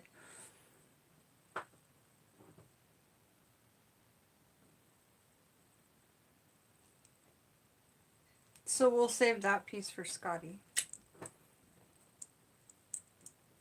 Ah!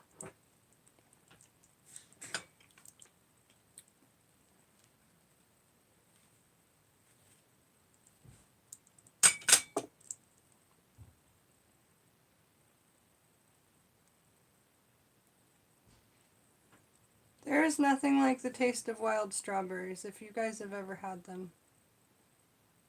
They're so good.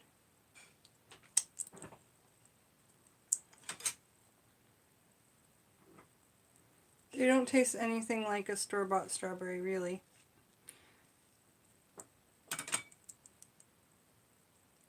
I put my, there we go. Beautiful. I put my Etsy and my Patreon in the description for those of you who were asking about it last video. It's also in the description of the last video. And I got to go through and just, like Zara said, or someone had suggested, get it in all the videos.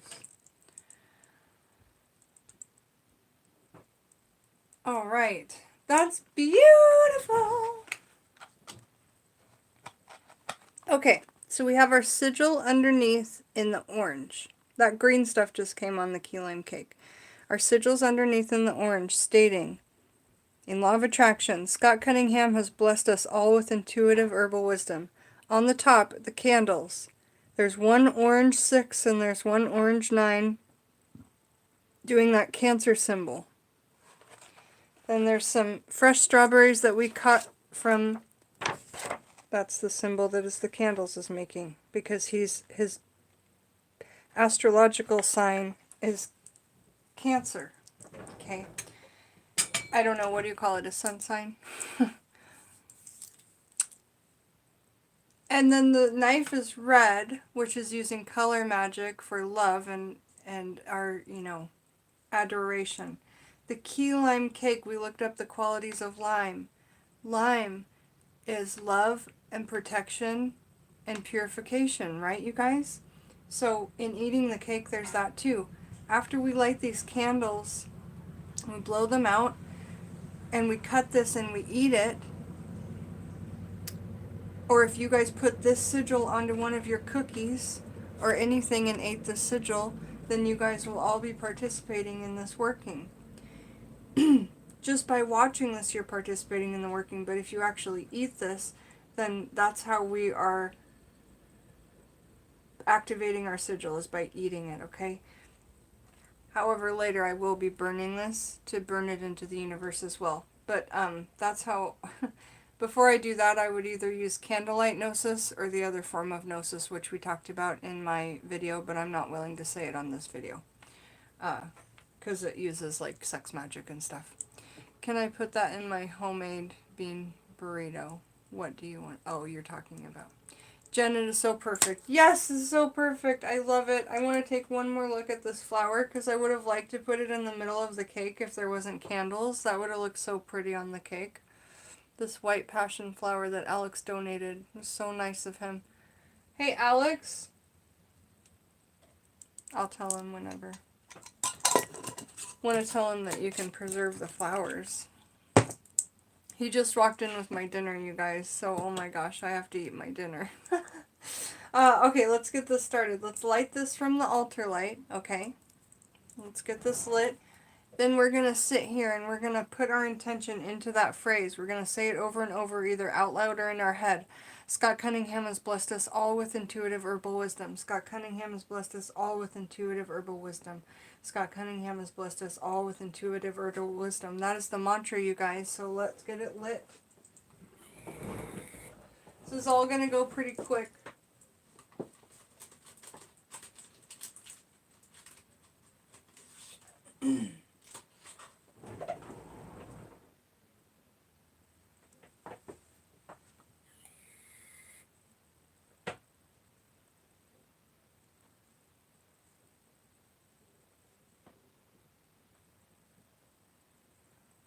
Put our energy in there, you guys.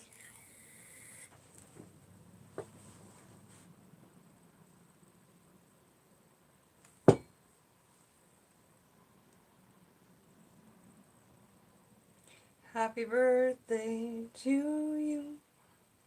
Happy birthday to you. Happy birthday, dear Scotty. Happy birthday to you.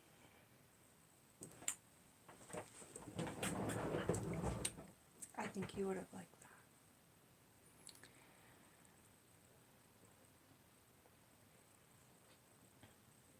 Scott Cunningham has blessed us all with intuitive herbal wisdom. So mote it be. So mote it be.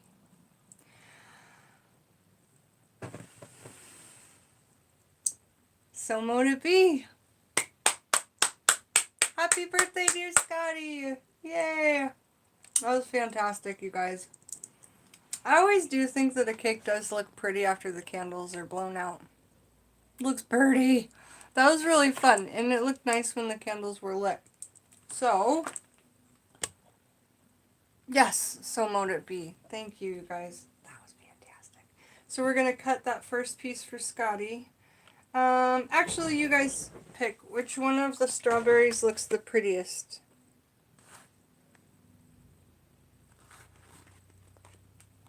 This one? This one? This one? These have got to be the prettiest. I think we'll go with these top ones. Top ones. This will be Scotty's piece. We remove the candles. That's just tradition, you know.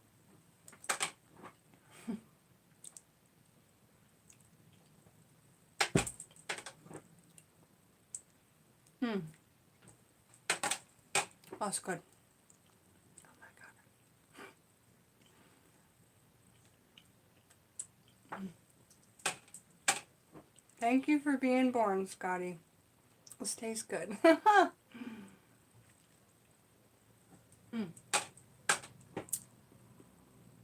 Like eating crab. And you just get a little nibble and then I gotta work.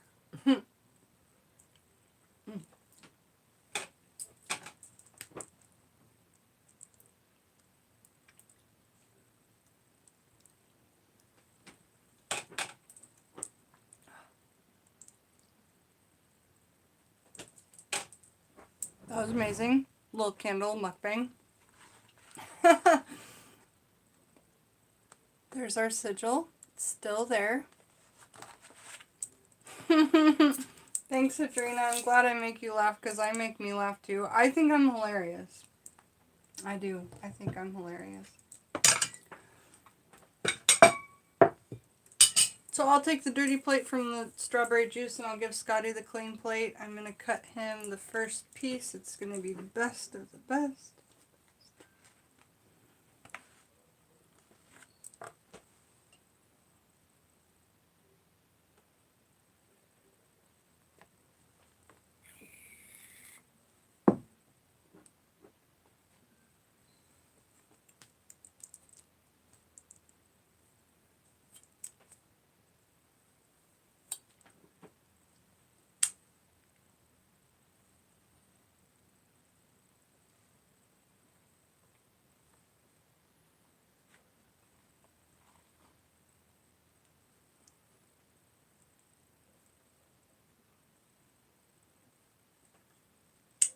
Okay, so here we go, Scotty.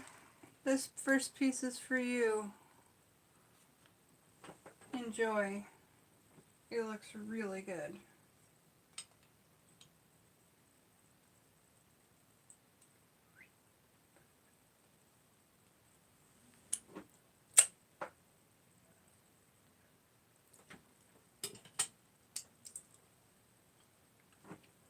So here's Scotty's piece.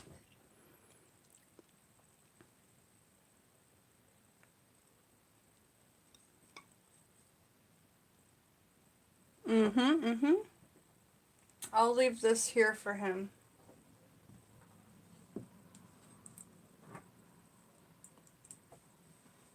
Okay, and I'm going to cut my piece and enjoy it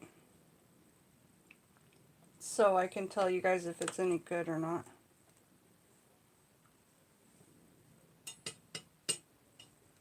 So far, tastes pretty good.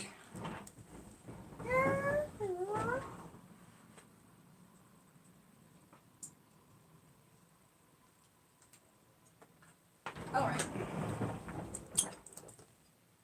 Shall we? Yeah, it's dense and moist. It's really, like, that's what I love about these cakes is they're just...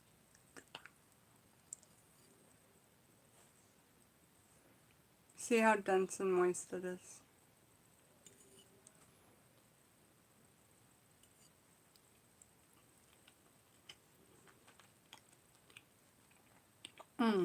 So mote it be. So as I'm eating that orange layer, if you cut the cake and there's a whole group of people here, everybody there should eat from the little bit of the orange layer that's a part of the sigil, okay? On the back side of this cake, there's all these teeny tiny white chocolate chips. And then there's this layer of like custard at the bottom of it, which is keeping it even more moist. And then the drizzle of green on the top is probably some key lime. Some kind of key lime icing. I don't know. Just tastes like sugar to me.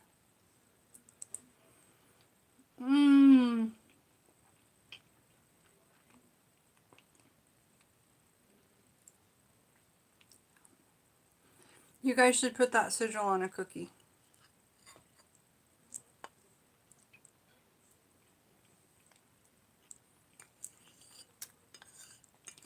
And eat it. Today. Or tomorrow. Or whenever you see this. In honor of Scotty.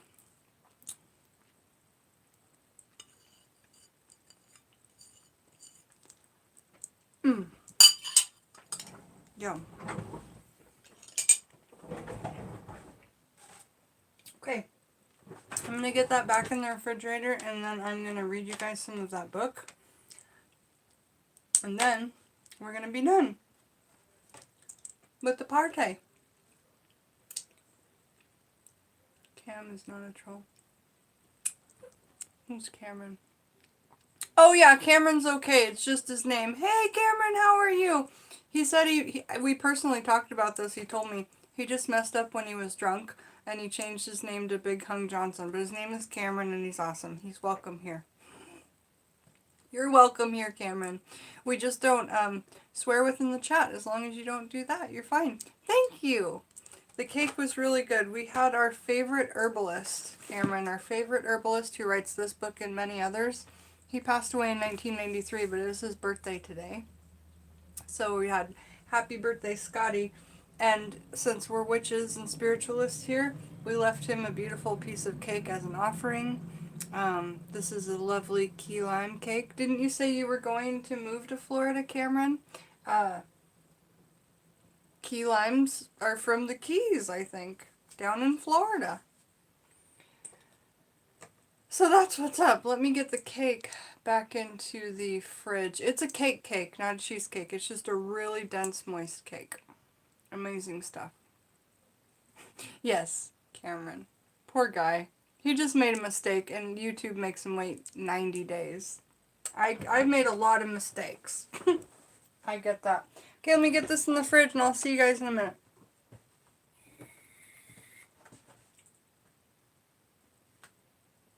You know what? Let's come back later for a part 2 of the birthday party, because I'd rather eat my dinner and then cry. Let's come back for a part 2 where we read through this book. You guys, thank you for joining me for Scott Cunningham's birthday party. You don't know how much this means to me. It really, really does mean a lot to me. And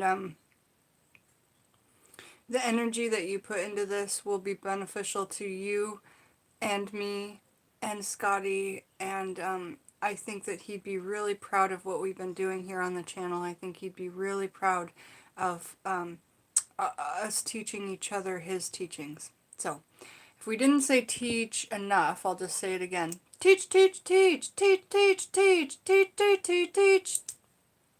Ta-ta-ta. Okay. Love y'all. I'll see you later, and we'll read from this book, Whispers of the Moon, which is autobiography/biography of Scott Cunningham's. He didn't get a chance to finish his biography, so, his autobiography, so it's half this, half that.